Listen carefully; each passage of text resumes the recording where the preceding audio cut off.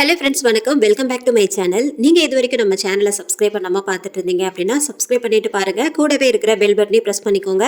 இப்போ வாங்க நம்ம கதைக்குள்ளே போயிடலாம். சாரி, ரொம்ப நாளாக ஆயிடுச்சுன்னு நினைக்கிறேன். ஏன்னா கொஞ்சம் வேலையாக இருந்துட்டேன். இந்த விநாயகர் சதுர்த்தி வேறு வந்ததில்ல, அதனால் கொஞ்சம் ஷாப்பிங், ட்ரெஸ் எல்லாம் எடுக்கிறதுன்னு சொல்லிட்டு கொஞ்சம் லேட் ஆகிடுச்சு. இப்போ வாங்க கதைக்குள்ளே போயிடலாம். நானே வருவேன், நாவின் தாகம் தீர்க்கவே. தாகத்திற்கு தேவை தண்ணீர் அல்ல, ரத்தம். நிர்மல். படுக்க போகும்போது மணி இரவு 12. நிர்மல் டிடெக்டிவ் ஏஜென்சியின் உரிமையாளன். தன் நிறுவனத்தின் 3ஆம் ஆண்டு விழா கொண்டாட்டத்தை முடித்துக்கொண்டு அறைக்கு வந்து சேர இவ்வளவு நேரமாகிவிட்டது. ஃபோனை சார்ஜில் போட்டுவிட்டு பல் துளைக்கி விட்டு படுத்தவன் அடுத்த நிமிடமே உறங்கி போனான். ஃபோன் அடிக்கும் சத்தம் கேட்டு திடுக்கிட்டு விழித்தவன் இந்த நேரத்தில் யார் ஃபோன் அடிப்பது யோசித்து கொண்டே மணியை பார்க்க மணி 2. அவனுடைய அசிஸ்டண்டுமான நண்பனுமான மதன் தான் பதட்டமான குரலில் அழைத்தான். நிர்மல், அவசரம், உடனே கிளம்பி வாடா. டேய், உன்னை கொலை பண்ண போறேன் பாரு. வந்து 1 மணி நேரம் கூட ஆகல, அதுக்குள்ள எங்கடா கூப்பிடுற? டேய், அவசரம் புரியாம பேசாத. இப்பதான் எனக்கு ரகசிய தகவல் கிடைச்சது. நம்ம சிட்டி தாண்டி தஞ்சாவூர் போற வழியில இருக்கிற சுடுகாட்டுல இன்னைக்கு நரபலி கொடுக்க போறதா தகவல் வந்தது. நீ உடனே வாடா. என்னடா சொல்ற? ஆமாண்டா, உடனே கிளம்பி வா. நான் முன்னாடி போறேன். சிட்டியை விட்டு தாண்டியதும் எனக்கு ஃபோன் பண்ணு, நான் எங்க வரணும்னு சொல்றேன். சரிடா, தோ கிளம்பிட்டேன் என்றவன் போனை எடுத்துக்கொண்டு சட்டையை எடுத்து மாட்டிக்கொண்டே வெளியே வந்து காரை எடுத்தவன் போக்குவரத்துக்குள் முற்றிலும் முடங்கி இருந்த சாலையில் காரை அதிவேகமாக ஓட்ட ஆரம்பித்தான். தூங்க ஆரம்பித்த சிறிது நேரத்திலேயே விழித்ததால் கண்கள் எரிய ஆரம்பித்தது. அதை பொருட்படுத்தாமல் காரை ஓட்டி கொண்டிருந்தவனை மறுபடி அழைத்தான் மதன். சொல்லுடா, சிட்டி தாண்ட போறேன். நேரா வா. 10 கிலோமீட்டர் தாண்டியதும் கொல்லிமலைன்னு ஒரு போர்டு தெரியும் பாரு, அதுக்கு பக்கத்துல ஒரு ரோடு பிரியும் பாரு, அதுக்குள்ள கொஞ்ச தூரம் வா, உனக்கே தெரியும். என்னது, இந்த வழியில கொல்லிமலைன்னு ஊரா? என்ன வளர்றான்? இந்த வழியில எத்தனையோ தடவை போயிருக்கோம். அப்படி ஒரு ஊரோட பெயர் போர்டு பார்த்ததா எனக்கு ஞாபகமே இல்லையே. தூக்கத்துல உளர்றானா என்னன்னு தெரியலையே. யோசித்து கொண்டே காரை செலுத்தி கொண்டிருந்தான் நிர்மல். கொஞ்ச தூரம் சென்றதும் பெயர் பலகை மங்கலாய் தூரத்திலிருந்து பார்க்கும் போதே தெரிய அருகில் சென்று காரை நிறுத்தியவனின் கண்கள் ஆச்சரியத்தில் விரிந்தன. கொல்லிமலை என்ற பெயரோடு உள்ளுக்குள் செல்லும் பாதையை குறிக்கும் வகையில் அம்புக்குறி வழிகாட்ட ஆச்சரியத்துடனே காரை எடுத்தவன் அந்த வழியில் செலுத்தினான். தூரத்தில் ஒற்றை புள்ளியால் வெளிச்சம் தெரிய அந்த இடம்தான் சுடுகாடாக இருக்க வேண்டும் என்ற எண்ணத்தில் காரை செலுத்தியவன் அந்த இடம் வந்ததும் நிறுத்தினான். உள்ளே ஏதோ மந்திர உச்சரிப்பு போல கேட்க தன் நண்பன் முன்பே வருவதாக சொன்னானே என நினைத்தவன் சுற்றும் முற்றும் தேடினான். அங்கு அவன் இருப்பதற்கான எந்த அறிகுறியுமே இல்லை. சரி, போன் செய்து பார்ப்போம் என நினைத்தவன் அவனுக்கு போன் செய்தான். சுவிட்ச் ஆஃப் செய்யப்பட்டுள்ளது என்ற குரலை கேட்டதும் திகைத்தான். போனை சார்ஜில் போட்டிருக்க மாட்டான் போல, அதுதான் ஆஃப் ஆகிவிட்டது போல என நினைத்தவன் அவன் வருகிறபடி வரட்டும், நாம் முதலில் உள்ளே போவோம் என நினைத்து கொண்டே உள்ளே சென்றான். தூரத்தில் கேட்ட ஆந்தையின் அலறல் சத்தம் மனதுக்குள் சிறு பயத்தை ஏற்படுத்தினாலும் தைரியத்தை உண்டாக்கி கொண்டு உள்ளே சென்றான். தூரத்தில் ஒரு பெண் தலைவிரி கோலத்தில் அமர்ந்து கொண்டிருக்க அவளின் முதுகுப்புறம் மட்டுமே தெரிந்தது. அவளுக்கு முன்னால் எரிந்து கொண்டிருந்த நெருப்பினால் அவள் நிழல் வடிவம் மட்டும் தெரிய, பாவம், அந்த பெண்ணைத்தான் பலி கொடுக்க போகிறார்கள் போல என நினைத்தவன் பரவாயில்லை, சரியான நேரத்திற்கு வந்துவிட்டோம், அவளை காப்பாற்றி விடலாம் என பெருமூச்சு விட்டான். அருகில் நெருங்கும் போதுதான் அந்த பெண் ஏதோ கோபத்தோடு உரிமை கொண்டு அமர்ந்திருப்பது போல் தெரிய அவளை தாண்டி பார்த்தவனின் இதயம் வாய் வழி வந்துவிடும் போல மேலொழும்பி துடிக்க ஆரம்பித்தது. அங்கே அவனது ஆருயிர் நண்பன் மதன் நரபலி கொடுப்பதற்கான மேடையில் படுக்க வைக்கப்பட்டிருக்க அதிர்ச்சியோடு பார்த்து கொண்டிருந்தவனை நோக்கி அந்த பெண் திரும்பினாள். அவள் முகத்தை பார்த்து இன்னும் அதிர்ந்தான் அவன். பௌர்ணமி நிலவொளியில் அவள் முகம் நன்றாக தெரிந்தது. முகமெல்லாம் சிதைந்தது போலிருக்க ஆடையற்ற அவள் உடல் முழுவதுமே காயங்களாய் இருக்க அதிலிருந்து வழிந்த ரத்தம் அவள் உடலை ஆடையாய் மூடியிருந்தது. ஐயோ, பார்க்கவே பயங்கரமாய் இருக்கே. அவள் கண்களில் கருவிழிகள் இல்லை, வெள்ளை விழிகளோடு அவனை உற்று பார்க்கிறாள். இரத்தத்தை உறைய வைக்கும் அந்த காட்சியை கண்டவனால் அங்கிருந்து ஓட முடியவில்லை. கண்ணுக்கு தெரியாத மாயக்கயிற்றால் தன்னை யாரோ கட்டி போட்டிருப்பதை போல் தோன்றும் போதே அவள் தரையில் கைகளை ஊன்றியவாறே அவனை நோக்கி தவழ்ந்து வருகிறாள். பார்த்து கொண்டே இருக்கிறான். முதுகின் பின்னால் யாரோ அவனை உற்று நோக்குவதை போல் தோன்ற திரும்ப முயற்சிக்கிறான். அவனால் திரும்ப முடியவில்லை. முதுகுப்புறத்தில் அவன் பின்புறத்தில் நிற்பவரின் மூச்சுக்காற்று அனல் போல் அவன் மேல் பட பயத்தில் தொண்டை அடைக்கிறது. அவன் பின்னிருந்து இரு தோள்களையும் வலுவான கரங்கள் பற்ற ஆவென அலறுகிறான். டேய், கண்ணு திறந்து பாடா, நான் தாண்டா. என்னடா காலையிலேயே? நண்பனின் குரலில் எழுந்து அமர்ந்தவன் மலங்க மலங்க விழித்தான். தன்னை சுற்றி என்ன நடக்கிறது என்பதே புரியாமல் டேய் என்னாச்சுடா, காலையிலேருந்து ஃபோன் அடிச்சிட்டே இருக்கேன், எடுக்கவே இல்லை. பயந்து போய் இங்கே வந்து பார்த்தா கொரட்டை விட்டு தூங்கிட்டு இருக்க. ஃபோன் அடிக்கிறது கூட தெரியாம அப்படி என்னடா தூக்கம் உனக்கு? அதுவும் இல்லாம உன்னை எழுப்பி விட்ட ஊருக்கே கேட்குற மாதிரி அலறி என்னையும் பயமுறுத்துற. என்னடா கெட்ட கனவு எதுவும் கண்டியா? போடா, உன் ஃபோனை நம்பி சுடுகாட்டுக்கு போனா அங்கே ஒரு பொம்பளை பேய் என்னை துரத்துது. புரியாமல் விழித்தான். என்னடா உளற? நான் உனக்கு எப்போ ஃபோன் பண்ணேன்? ஃபோனை எடுத்து பாருடா என்றான் கண்களை கசக்கி கொண்டே. இங்கே பாரு, நான் உனக்கு காலையில் தாண்டா ஃபோன் செஞ்சேன். ஃபோனின் அழைப்பு பகுதியை நிர்மலிடம் காட்ட எடுத்தவன் அதிர்ந்தான். இங்கே பாருடா, உனக்கு 2 மணிக்கு கால் என்னோட ஃபோன்லேருந்து வந்திருக்கு. ஆனால் சத்தியமாக நான் பண்ணலடா. உன் கூட இருந்தவங்க யாராவது அடிச்சிருப்பாங்களா? நேற்று ஏன் கூட ஒருத்தனும் இல்லையேடா. அதோட அந்த நேரத்தில் என்னோட ஃபோனை சுவிட்ச் ஆஃப் பண்ணி வச்சுருந்தேன். நான் தான் லேட்டாக படுக்கிறவமே யாராவது தொந்தரவு பண்ணினா என்ன பண்ணுறதுன்ட்டு ஆஃப் பண்ணி போட்டேன். திடுக்கிட்டு பார்த்தான் நிர்மல். என்னடா சொல்கிற? எனக்கு நடந்தது கனவு மாதிரி இல்லடா, நிஜமாவே நான் அந்த பொண்ணை இல்லை பேயை பார்த்த மாதிரியே இருக்குடா. பயத்தின் சாயல் மாறாமல் சொன்னான் நிர்மல். வந்ததுல இருந்து ஏதோ சொல்ல வர, என்னதான முழுசா சொல்லி தொலைடா. மதனுக்கோ தன் ஃபோன் ஆஃப் ஆகியிருந்தது, இவருடைய ஃபோனுக்கு அழைப்பு வந்தது எப்படி என்ற பதட்டம் வேறு. நிர்மல் திக்கி திணறி சொல்லி முடித்ததும் மதன் தொப்பென்று அவன் படுக்கையில் அமர்ந்தான். அட பாவி, கடைசியில் என்னை நரபலி கொடுக்க வைக்கத்தான் இந்த பாலா போன கனவா? சீச்சி, இல்லடா, இது பற்றி நான் எதுவும் நினைக்கவே இல்லையே. அப்புறம் எப்படி இது எனக்கு கனவுல வந்திருக்கோம்? நாம் நினைக்கிறது தான் கனவுல வரும் அப்படின்னு தானே சொல்லுவாங்க. டேய், நான் உங்ககிட்ட ஓவரா சேட்டை எதுவும் பண்ணப்ப நீ என்னை கொல்லணும்னு நினைச்சியோ என்னவோ? விளையாடுதுடா, நான் எப்படி பயந்து போயிருக்கேன்னு தெரியுமா? சரி, நீ எதுக்கு இவ்வளவு காலையிலேயே வந்த? அதை சொல்லு முதல்ல. Arun and co owner Parasuraman இருக்கார்ல, அவர் உனக்கு ஃபோன் அடிச்சிருக்காரு. நீ எடுக்கலன்னதும் எனக்கு அடிச்சாரு. நிர்மலுக்கு ஃபோன் பண்ண ரிங் ஆகுது, ஆனால் ஃபோனை எடுக்கவே இல்லைன்னு அவர் சொன்னதும் நானும் உனக்கு ட்ரை பண்ணேன். அப்போவும் நீ ஃபோனை எடுக்கல, அதான் பயந்து ஓடி வந்தேன். என்ன விஷயமாம்? அது ஃபோனில் பேசுகிற விஷயம் இல்லையாம், நேரில் தான் பேசணுமாம். நம்ம 2 பேரையும் அவரோட வீட்டுக்கு வர சொல்லியிருக்காரு. சீக்கிரமாக கிளம்பு. எவ்வளவு சோம்பேறித்தனமாய் உணர்ந்தாலும் கேஸ் என்று வந்துவிட்டால் சுறுசுறுப்பாகி விடுவான் நிர்மல். குற்றவாளியை கண்டுபிடிக்க வாய்ப்பே இல்லை என கைவிடப்பட்ட பல வழக்குகளில் நிர்மல் தலையீட்டிற்கு பின் குற்றவாளிகள் கண்டறியப்பட்டு தண்டிக்கப்பட்டு இருக்கிறார்கள். மதன் சொன்னதை கேட்டதும் சட்டென எழுந்து குளிக்க ஓடினான் நிர்மல். அவசரமாய் குளித்துவிட்டு வந்து கிளம்பு போகும் வழியில் டிஃபனை முடித்து கொண்டு போய்விடுவோம் என்றான் மதன். அதுவும் சரிதான் என எண்ணியவன் வழக்கமாக சாப்பிடும் ஹோட்டலின் முன் வண்டியை நிறுத்தி காரை பார்க் பண்ண சொல்லிவிட்டு இருவரும் உள்ளே நுழைந்தனர்.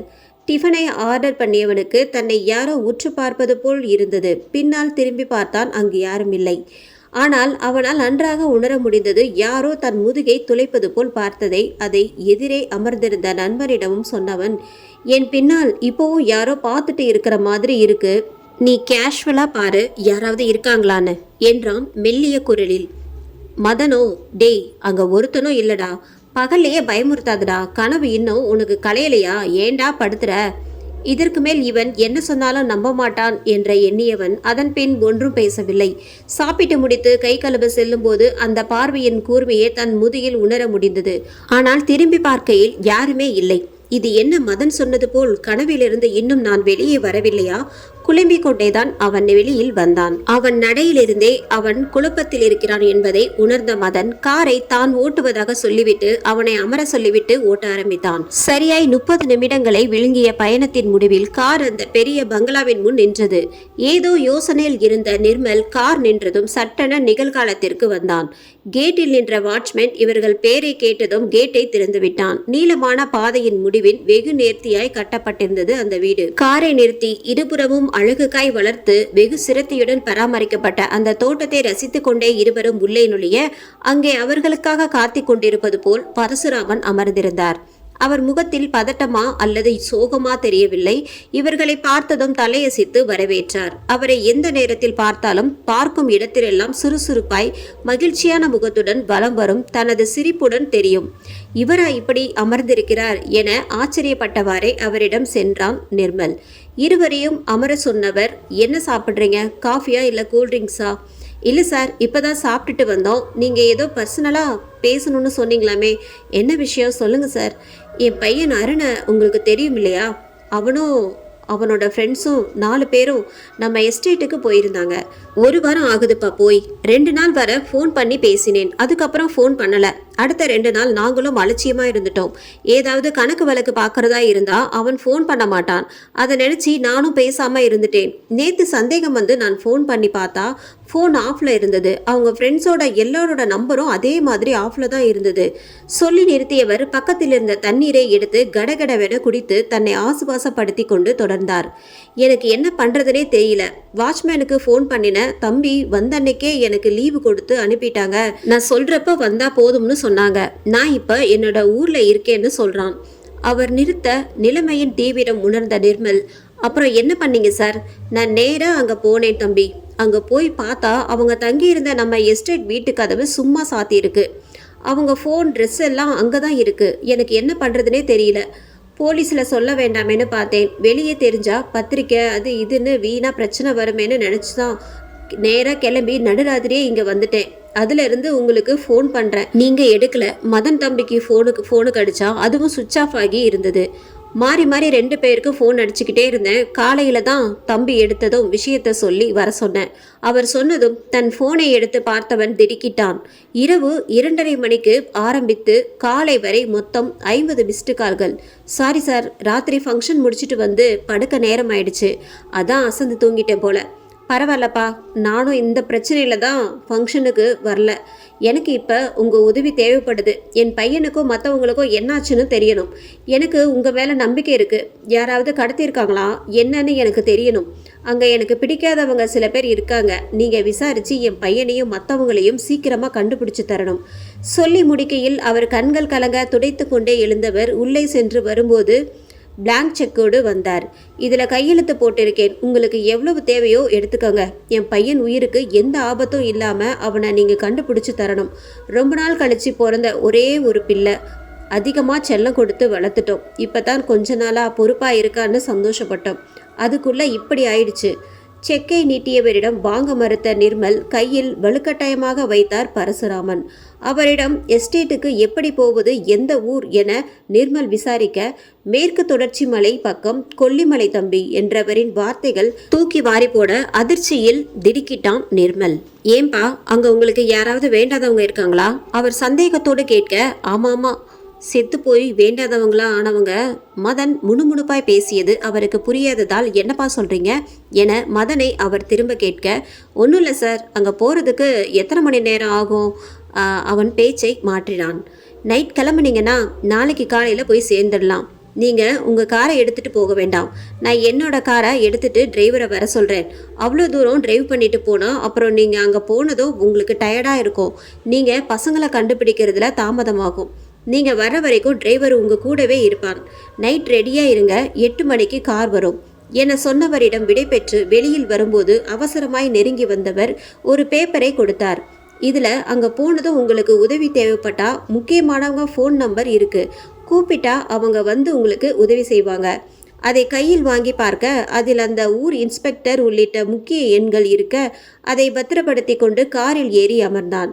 மறுபடி மதனோ காரை ஓட்ட முன் சீட்டில் அமர்ந்திருந்த நிர்மல் மறுபடி தன்னை யாரோ உற்று கவனிப்பது போல் இருக்கு. முதுகு வெப்பமாக இருப்பது போல் ஒரு உணர்வு. எதனால் இப்படி யாருமே இல்லாத போதும் ஏன் இப்படி தோன்றுகிறது என யோசிக்க தொடங்கினான். அதன்பின் மணித்துளிகள் கடகடவென ஓட மதனும் நிர்மலும் தங்களுக்கு தேவையான பொருட்களோடு ரெடியாக இருக்க சரியா 8 மணிக்கு வாசலில் கார் வந்து நின்றது. காரில் ஏறிய சிறிது நேரத்திற்குள்ளாகவே மதன் குரட்டை விட தொடங்க நிர்மலுக்கு தூக்கம் வரவில்லை. என்ன காரணமாய் இருக்கும்? 5 பேரும் ஒரே நேரத்தில் காணாமல் போவதென்றால் ஒன்று அவர்கள் கடத்தப்பட்டு இருக்க வேண்டும். கடத்தப்பட்டிருந்தால் இந்த நேரம் என்ன காரணத்திற்காக கடத்தியிருக்கிறார்கள் என்பது தெரிய வந்திருக்குமே. பணம் தான் அவர்கள் டார்கெட் என்றால் இந்த நேரம் அதை கேட்டு ஃபோன் செய்திருப்பார்களே. ஒருவேளை முன்பகை காரணமாக கொலை செய்திருப்பார்களோ? கொலை செய்வது என்றால் நண்பர்களை எதற்காக கொல்லப் போகிறார்கள்? நண்பர்களை எதுவும் செய்யவில்லை என்றால் அவர்கள் எங்கே போனார்கள்? 5 பேரும் என்னதான் ஆகியிருக்கும்? யோசித்து யோசித்து மூளை குழம்ப பக்கத்தில் படுத்திருந்தவனோ எதை பற்றியும் கவலைப்படாமல் குரட்டை விட்டு தூங்கிக் கொண்டிருந்தான். எதுவாக இருந்தாலும் அங்கே போய் பார்த்தால் தெரிந்துவிடப் போகிறது என்ற எண்ணம் வர அவன் புன்னகையோடு பார்த்தவன், சரி நாமும் கொஞ்சம் தூங்குவோம் என்று கண்ணை மூடினான். எவ்வளவு நேரம் தூங்கினான் என தெரியவில்லை. ஆவென்ற அலறல் சத்தம் கேட்க திடுக்கிட்டு விழித்தான் நிர்மல். பக்கத்தில் அமர்ந்திருந்த மதனும் அந்த சத்தத்தில் அலற கார் கிரீச்சிட்டு நின்றது. டிரைவர் சாலையே பயத்துடன் பார்த்தபடி இருக்க, நிர்மல் முதலில் பேசினான். என்னாச்சுன்னு? அவர் எதுவும் பேசாமல் உறைந்து போனது போல் அமர்ந்திருக்க நிர்மல் அவரது தோள்களை தொட்டு உலுக்கினான். அண்ணா சொல்லுங்கண்ணா, என்னாச்சு? அங்க அங்க ஒரு ஒரு பொண்ணு என்றவரின் காரின் சீட்டில் மயங்கி சரிந்தார். திடுக்கிட்ட நிர்மல் கார் கதவை திறந்து முன்பக்கமாய் சென்று தண்ணீர் பாட்டிலை எடுத்து அவர் மேல் தண்ணீரை தெளிக்க மயக்கம் தெளிந்து எழுந்தவர் திரு திருவென விழித்தார். நீங்க ஏன் தம்பி கீழே இறங்கி வந்தீங்க? இந்த கார் மேல ஒரு பொண்ணு இருக்கு, கார் கதவை சாத்துங்க சொன்னவர் அவனுக்காக காத்திருக்காமல் உள்ளே நகர்ந்து அவனை உள்ளே கையை பிடித்து இழுத்து போட்டவர் எட்டி இழுத்து கார் கதவை படாரென சாத்தினார். என்ன சொல்றீங்க? ஆமா தம்பி, கார்ல வந்துகிட்டு இருக்கும்போது முன்பக்க கிளாஸ்ல ஏதோ கயிறு மாதிரி தெரிஞ்சுது. வர வர பெருசா கண்ணாடி முழுசும் மூடுற மாதிரி இருந்தது. நான் கண்ணை நல்லா கசக்கிட்டு பார்த்தேன். அது ஒரு பொண்ணோட தலைமுடி. பார்த்துக்கிட்டே இருக்கும்போது என் முகத்துக்கு நேரா திடீர்னு ஒரு பொண்ணோட தலை மட்டும் தெரிஞ்சுது. என்ன கொடூரமா இருந்தது தெரியுமா? அந்த பொண்ணோட கண்ணுல கருப்பு மொழியே இல்ல தம்பி, கண்ணு வெள்ளை வெளையர்னு இருந்தது. முகம் முழுசும் ரத்தமா இருந்தது. கத்திக்கிட்டே உங்களை திரும்பி பார்க்குறேன். நீங்கள் 2 பேரும் நல்லா தூங்கிட்டு இருந்தீங்க. எங்கேயாவது காரை கொண்டு போய் மோதிட்டா என்ன பண்ணுறதுன்னு பயத்தில் தான் காரை சடன் பிரேக் போட்டு நிறுத்தினேன். அவர் சொன்னதை கேட்ட மதன் சுயநினைவுக்கு வந்தவனாய் கத்த ஆரம்பித்தான். டேய் நிர்மல், நேத்து நீ கனவு கண்ட மாதிரியே இன்னைக்கும் எனக்கு கனவு வந்ததுடா. என்ன ஒரு வித்தியாசம்? அதுல ஒன்னு நரபலி கொடுக்க படுக்க வச்சிருக்காங்க. நான் பார்த்துக்கிட்டே இருக்கேன்டா. அந்த பேய் என்ன பிடிக்க வருதுடா. மாற்றி மாற்றி இருவரும் சொன்னதை கேட்ட நிர்மல் அதிர்ச்சியில் உறைந்தான். என்னதான் நடக்கிறது நம்மை சுற்றி? கனவில் நான் பார்த்த அதே உருவத்தை டிரைவர் நேரில் பார்த்ததாய் சொல்கிறார். நான் கண்ட அதே கனவை மதனும் கண்டதாக சொல்கிறான். ஆனால் சற்றே மாற்றத்தோடு பேய் பிசாசு இவைகளில் நம்பிக்கை இல்லாதவன் நிர்மல். எவ்வளவு பயங்கரமான பேய் படங்களையும் அசால்ட்டாக பார்ப்பவன். அவனே பயப்படும்படி நேற்றிலிருந்து ஒவ்வொரு சம்பவமாய் நிகழ்கிறது. அந்த பெண்ணுக்கும் காணாமல் போனவர்களுக்கும் ஏதாவது சம்பந்தம் இருக்கிறதா? தம்பி, இப்ப கிளம்புவோமா இல்ல விடிஞ்சதும் போவோமா? டிரைவரின் குரலில் மீண்டவன். இல்லை, இப்பவே கிளம்புவோம் அண்ணா, நீங்க காரை எடுங்க. அவர் காரை ஸ்டார்ட் செய்ய காரின் ஹெட்லைட் வெளிச்சத்தில் கொல்லிமலை உங்களை வரவேற்கிறது என்ற பெயர் பலகை தெரிந்தது. அதன்பின் காரை அவர் எஸ்டேட் செல்லும் வரை வழியில் எங்கும் நிறுத்தவில்லை. பொழுது கொஞ்சம் கொஞ்சமாய் விடிய தொடங்க இதுவரை பேய் பயத்தில் இருந்த இருவரும் கொட்டி கிடக்கும் இயற்கை அன்னையின் பேரழகை, அருவிகள் பொழியும் மழையழகை கண்கொட்டாமல் ரசித்து பார்த்து கொண்டே வந்தனர். தேயிலை தோட்டங்கள் பச்சை பசேலென தெரியும் எங்கும் பசுமை ஆட்சியை ஆக்கிரமித்து பேரழகாய் இருந்தது. சூரியனின் இளங்கதிர்கள் மெல்ல தெரிய ஆரம்பிக்கும் போது கார் அந்த எஸ்டேட் பங்களாவினுள் நுழைந்தது. அநேகமாக அது ஆங்கிலேயர் கால கட்டடமாக இருக்க வேண்டும். கட்டடப்பணி அதைத்தான் சொன்னது. யாரோ ரசனை மிக்கவர் கைவண்ணத்தில் பழமை மாறாமல் புதுப்பிக்கப்பட்டிருந்தது. வாசலில் நின்ற வாட்ச்மேன் இவர்களை பார்த்து ஓடிவர நிர்மல் குழப்பமாய் பார்ப்பதை புரிந்து கொண்டவர் அருகில் வந்து, ஐயாதான் நீங்க வரீங்கன்னு சொல்லி இங்க வர சொன்னாரு. உங்களுக்கு எதுவும் தேவைப்பட்டா சொல்லுங்க. இங்க சமைக்கிறது கிடையாதுங்க, கொஞ்சம் தூரத்துல கடை இருக்கு, நான் சாப்பாடு வாங்கிட்டு வந்து தரேன் என்றவரிடம் காலை உணவை வாங்கி வர சொல்லி டிரைவரோடு அனுப்பிவிட்டு இருவர் மட்டும் உள்ளே நுழைந்தனர். அரண்மனை பாணியில் கட்டப்பட்ட உள்பகுதியில் ஹால் முழுவதுமே பழங்கால கலைப்பொருட்களால் அலங்கரிக்கப்பட்டு மினி அருங்காட்சியம் போலவே இருந்தது. அங்குள்ள ஒவ்வொரு அறையாக நுழைந்து பார்க்க ஆரம்பித்தனர். இருவரும் பெரிய அறைகளில் தடுத்து அட்டாச் டாய்லெட், பாத்ரூம் போன்ற தற்கால வசதிகள் தவிர மற்றபடி பழமை மாறவில்லை. கீழே உள்ள அறைகளில் சந்தேகிக்கும்படி எதுவும் தோன்றாததால் இருவரும் வளைந்து சென்ற மாடிப்படிகள் வழியே முள்தளத்திற்கு சென்றனர். அங்கு முதலில் இருந்த பெரிய அறைக்குள் நுழைந்த இருவரும் பொருட்கள் அங்கங்கு சிதறி கிடந்ததை வைத்து இந்த அறையை தான் பரசுராமன் சொல்லியிருக்க வேண்டும் என நினைத்தான் நிர்மல். கட்டிலின் மீதும் கீழேயும் என டிராவல் பேக்குகளில் பாதி திறந்த நிலையில் இருக்க ஐவரின் செல்போன்களும் ஒரே இடத்தில் யாரோ வரிசைப்படுத்தி வைத்தது போல இருக்க அதை பார்த்த நிர்மலுக்கு குழப்பமாய் இருந்தது. காணாமல் போனவர்கள் போன்கள் எல்லாம் வரிசையாய் இருக்கிறதே. வரிசையாய் வைக்க காரணம், கையில் கிளவுஸை மாட்டிக்கொண்டு அந்த போனை எடுத்து பார்க்க அதன் திரையில் ஒரு இளைஞனின் படம், அநேகமாய் அருணின் நண்பனாக இருக்கலாம். அதேபோல் மற்ற போன்களிலும் அவரவர் புகைப்படங்களோடு இருக்க கடைசி போனில் அருணின் போட்டோ இருந்தது. இந்த வரிசை எதை உணர்த்துகிறது? அவன் யோசிக்கும் போதே முதலாவதாய் இருந்த போனுக்கு மெசேஜ் வர இந்த போனை எப்படி அன்லாக் செய்வது என யோசித்துக் கொண்டே கைகளில் எடுக்க தானாக ஓபன் ஆனது. அந்த போனில் தெரிந்த மெசேஜை கண்கள் அதிர்ச்சியில் நிலைக்குத்த பார்த்து கொண்டிருந்தான் நிர்மல். அதில் முதலாவது பலி நரேன் என்ற வாக்கியத்தோடு இருந்தது. அந்த போனில் இருந்தவனின் புகைப்படம் செல்போன் திரையில் ஒளிந்திருந்த எழுத்துக்களை பார்த்து அதிர்ந்து நின்றான் நிர்மல். முதல் பலி நரேன். இந்த வார்த்தைகள் எதை உணர்த்துகின்றன? வழி என்ற வார்த்தைக்கு என்ன விதமாய் அர்த்தம் கொள்வது? நரேனை பழி வாங்குவதற்காக என்றா, இல்லை பரசுராமனை பழிவாங்க என்றா புரியவில்லை. நிர்மலுக்கு முதல் பலி என்றால் இன்னும் யாருக்கும் எந்த ஆபத்தும் நேரவில்லை என்றுதானே அர்த்தம். விரைவாக செயல்பட்டால் கண்டுபிடித்து விடலாம் என நினைத்தவன் அங்கிருந்த ஜன்னல் வழியே வெளியே பார்த்தான். அவர்கள் வந்த கார் வாசலில் நின்று அதற்காகவே காத்திருந்தது போல் பக்கவாட்டிலிருந்து இருவர் ஓடி வந்தனர். அவர்கள் ஏதோ சொன்னவுடன் டிரைவரும் வாட்ச்மேனும் காரை வெளியிலேயே விட்டுவிட்டு உள்ளே ஓடி வந்தனர். ஏதோ விபரீதம் என்று உணர்ந்தவன் போனை அதே இடத்தில் வைத்துவிட்டு மதனையும் கூட்டிக் கொண்டு வெளியில் ஓடினான். இவர்கள் கீழே வருவதற்கும் டிரைவருக்கும் வாட்ச்மேனுக்கும் உள்ள வரவும் சரியாக இருந்தது. மூச்சிரிக்க ஓடி வந்தவர்கள் அவர்களை கண்டவுடன், தம்பி, மலை குகை கிட்ட ஒரு பிணம் கிடக்குதாம், மலைவாசி மக்கள் பார்த்துருக்குறாங்க, அதை பார்த்த நம்ம தம்பி கூட வந்த பையன் மாதிரி இருக்காம். கலவர முகத்துடன் வாட்ச்மேன் சொல்ல, இங்க வந்திருந்த பையன்தான்னு அவங்களுக்கு எப்படி தெரியும் கேட்டிங்களா? கேட்டேன் தம்பி, நான் ஊருக்கு போயிருந்தப்போ மலைவாசிகளை போய் பார்த்து மலைத்தேன் வேணும்னு கேட்டிருக்காங்க. அப்போ அவங்கள பார்த்துருக்காங்க போல இருக்கு. சரி வாங்க அவங்கள பார்க்கலாம். ஓட்டுமும் நடையுமாக வெளியே வர அவர்கள் நின்றிருந்தனர். கைலி மட்டும் அணிந்து மேற்புறம் எதுவும் அணியாமல் எண்ணெய் வழியும் முகத்தோற்றமும் ஒல்லியாக இருந்தாலும் திடகாத்திரமான தோற்றத்தோடும் இருந்தனர். இவர்களை கண்டதும் கும்பிட நிர்மலும் பதிலுக்கு கும்பிட்டான். எந்த இடத்துலன்னு கூட வந்து காட்ட முடியுமா? அவர்கள் சம்மதமாய் தலையாட்ட டிரைவரை காரை எடுக்க சொல்லி அவர்களையும் அழைத்து கொண்டு கிளம்பினார். 2 கிலோமீட்டர் தூரம் சென்றதும் அந்த இருவரில் ஒருவன் காரை நிறுத்த சொல்ல டிரைவர் காரை நிறுத்தினார். இதுக்கப்புறம் நடந்துதான் போகணும், இறங்குங்க.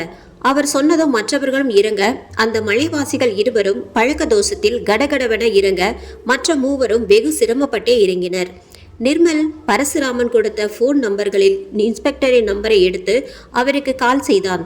தன்னை சுருக்கமாய் அறிமுகப்படுத்தி கொண்டு விஷயத்தை சொல்லி இடத்தை குறிப்பிட்டு வர சொல்லி போனை வைத்துவிட்டு அவர்களை பின்தொடர்ந்தான். ஒரு சில இடங்களில் கால்கள் சறுக்கிவிட பக்கவாட்டில் வளர்ந்திருந்த செடிகளை பிடித்து கொண்டு கீழிறங்க வேண்டியிருந்தது. அரை மணி நேர பயணத்திற்கு பின் ஓரளவு சமதளமான இடம் வர கொஞ்சம் ஆசுவாசப்படுத்தி கொண்டனர் ஐவருமே.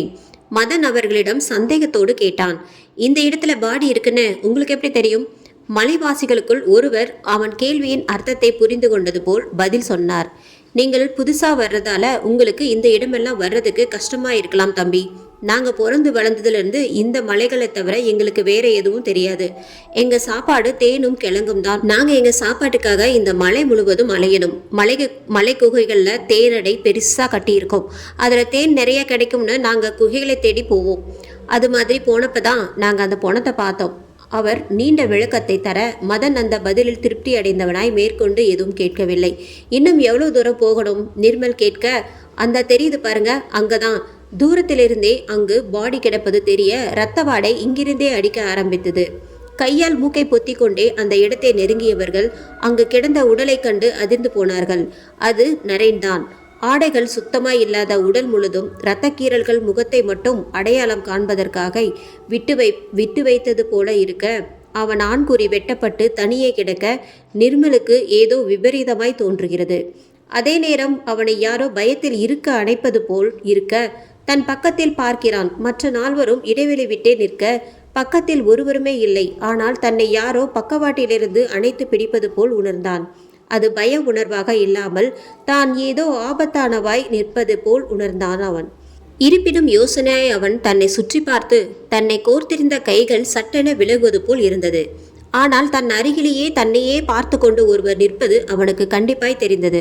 மற்றவர்களை பார்க்க அவர்கள் பிணத்தையே பயத்துடன் பார்த்து கொண்டிருப்பது தெரிந்தது.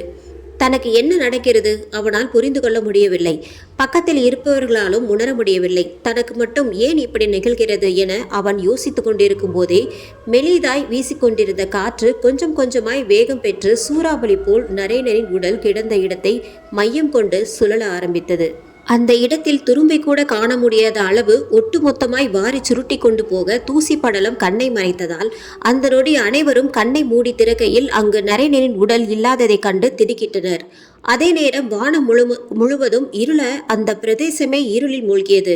சட்டென பௌர்ணமி நிலவு தோன்றி அந்த இடம் ஒளி வெள்ளமாக அடுத்த சில நிமிடங்களில் பழைய நிலை திரும்பியது. காண்பதெல்லாம் கனவா நனவா என்ற சந்தேகம் அங்கிருந்த அத்தனை பேருக்குமே இருந்தது. முக்கியமாய் நிர்மலுக்கு. சற்று முன் வரை துர்நாற்றம் எடுத்த அந்த இடம் கழுவி விட்டது போல் பளிச்சென்று இருந்தது. பிணம் இருந்ததற்கான எந்த அறிகுறியுமே இல்லை. மதன் நிர்மல் காதில் கிசுகிசுத்தான். இன்ஸ்பெக்டர் வந்தா நாம எந்த பாடியை காட்டுறது? நிர்மலுக்கு அப்போதுதான் ஞாபகம் வர உடனே அவருக்கு ஃபோன் செய்தான். சாரி சார், தப்பான தகவல் கிடைச்சிருக்கு. நாங்கள் இங்கே வந்து பார்த்தா எதுவுமே இல்லை. சாரி சார் உங்களை தொந்தரவு பண்ணதுக்கு. சரி சார், ஏதாவது ஹெல்ப் தேவைப்பட்டா நானே கூப்பிடுறேன். தேங்க்ஸ் சார் என்று ஃபோனை வைத்தவன் மதனிடம் திரும்பி கண்களால் நன்றியுரைத்தான். ஏண்டா அப்படி சொன்ன? பாடி இங்கே இல்லைன்னாலும் கொலை நடந்தது உண்மைதானே, அப்புறம் எதுக்கு இல்லைன்னு சொன்ன? அவங்க விசாரணை நடத்துவாங்கல்ல. இல்லடா, இந்த கொலை நடந்தது நம்ம 5 பேரை தவிர வேற யாருக்குமே தெரியாது. இப்போ அவர் இங்கே வந்தால் கொலை நடந்ததுக்கான எந்த அடையாளமுமே இல்லை. கொலை நடந்ததுக்கு ஆதாரம் என்ன இருக்குன்னு கேட்டா நீ எதை காமிப்ப? இந்த இடத்தையா? ஓ, அதுக்காக தான் அப்படி சொன்னியா? ஆமாம். அப்புறம் அவரோட விசாரணை வளையத்துக்குள்ளே நம்ம வந்துட்டா நம்மளால சுதந்திரமாக நம்ம கேஸை கண்டுபிடிக்க முடியாது. நரேனோட பாடிக்கு என்னாச்சுன்னு நம்ம முதல்ல கண்டுபிடிக்கணும். மற்ற 4 பேரையும் கண்டுபிடிக்கணும். அது வரைக்கும் என்ன நடந்ததுன்னு நம்ம மூலமாக அவங்களுக்கு தெரிய வேண்டாம். சரி, அடுத்து என்ன செய்யலாம்? இப்போ வீசின சுழல் காற்றில் நரேனோட பாடி எங்கே தூக்கி வீசப்பட்டதுன்னு கண்டுபிடிக்கணும். அதுக்கு இவங்க உதவிதான் தேவைப்படும் என்று சொன்னவன் மலைவாசிகள் பக்கம் திரும்பினான். உங்கள் பேர் என்னன்னு நான் தெரிஞ்சுக்கலாமா? என் பேர் கோட்டச்சாமி, இவன் பேர் மலையாண்டிங்க. இருவரில் ஒருவன் சொல்ல, கோட்டைச்சாமி, இந்த சூறாவளி காத்துல பிணம் எங்கே தூக்கி வீசப்பட்டிருக்குன்னு உங்களுக்கு ஏதாவது யோசனை இருக்கா? இது மாதிரி காத்தடிச்சு இப்போ தான் நான் பார்க்குறேன். எனக்கு என்னவோ இது வேற மாதிரி படுது. வேற மாதிரினா இல்லை, ஏதாவது காற்று கருப்பு வேலையாக இருக்குமோன்னு பிணத்தை நாமளே கண்டுபிடிக்கிறது ரொம்ப கஷ்டம். என்ன கோட்டச்சாமி சொல்கிறீங்க? இந்த காலத்துலேயும் இதெல்லாம் நீங்கள் நம்புறீங்களா? என்ன தம்பி இப்படி சொல்லிட்டீங்க? உங்களுக்கு கடவுள் நம்பிக்கை உண்டா இல்லையா? உண்டு. நமக்கு மீறின ஏதோ ஒரு சக்தி இருக்குன்னு எனக்கு தெரியும். நல்ல சக்தி இருக்கும்போது தீயதும் இருக்கத்தானே செய்யும். எல்லாத்துக்குமே 2 பக்கம் உண்டு. நல்லது கெட்டது, ஆம்பளை பொம்பளை, சந்தோஷம் கஷ்டம்னு எல்லாமே 2 தான். அது மாதிரி தான் தீய சக்தியும் இருக்கு. நமக்கு கெட்ட காலம் வரும்போது அதால் நமக்கு கெட்டது நடக்கும். யாராவது கொலை பண்ணியிருந்தா அவங்க துராத்மா கொலை பண்ணவங்கள பழிவாங்க இப்படி செய்யலாம். அவர் சொல்ல சொல்ல தனக்கு 2 நாட்களாய் நடக்கும் நிகழ்வுகளோடு சம்பந்தப்படுத்தி பார்த்தான். நிர்மல் உண்மையாக இருக்குமோ? எதுவாக இருந்தாலும் கண்டுபிடித்து விடலாம் என்ற நினைவோடு நரேன் உடல் இருந்த இடத்தை நெருங்கினான். அந்த இடத்தில் பிணம் இருந்ததற்கான சுவடு துளியும் இல்லை. சூறாவளி காற்றை அடித்திருந்தாலும் கூட தரையில் ஊற்றி காய்ந்து போயிருந்த இரத்த துளிகளுமா காணாமல் போகும்? யோசனையோடு அவன் உடல் இருந்த இடத்திற்கு நேராய் இருந்த குகையை பார்த்தான். கொஞ்ச தூரத்திற்கு பிறகு ஒரே இருட்டாய் இருக்க கோட்டைச்சாமி பக்கம் திரும்பினான். உள்ளே போய் பார்க்கலாமா? விஷப்பூச்சிகள், பாம்பு அந்த மாதிரி ஏதாவது இருக்குமா? எங்களை இந்த குகைக்குள்ளே போகக்கூடாதுன்னு எங்கள் முன்னோர்கள் சொல்லியிருக்காங்க. என்ன காரணம்னு நாங்கள் கேட்டதுக்கு அதுக்குள்ளே போனால் உங்கள் உயிருக்கு ஆபத்துன்னு சொல்லியிருக்காங்க. அதனால் நாங்கள் இதுவரைக்கும் அதுக்குள்ளே போனதில்லை தம்பி. அதுக்குள்ளே நீங்களும் போக வேண்டாம் தம்பி. அதுக்குள்ளே விஷப்பூச்சிகள் இருந்திருக்கும். அங்கே போனால் உங்களை கடிச்சிடும்னு கூட பொய் சொல்லியிருக்கலாம். இல்லை தம்பி, இதை விட பெரிய குகைக்குள்ளெல்லாம் போனப்பெல்லாம் ஒன்றும் சொல்லாதவங்க இந்த குகைக்கு போகிறதுக்கு மட்டும் ஏன் எங்களுக்கு தடை விதிச்சாங்க?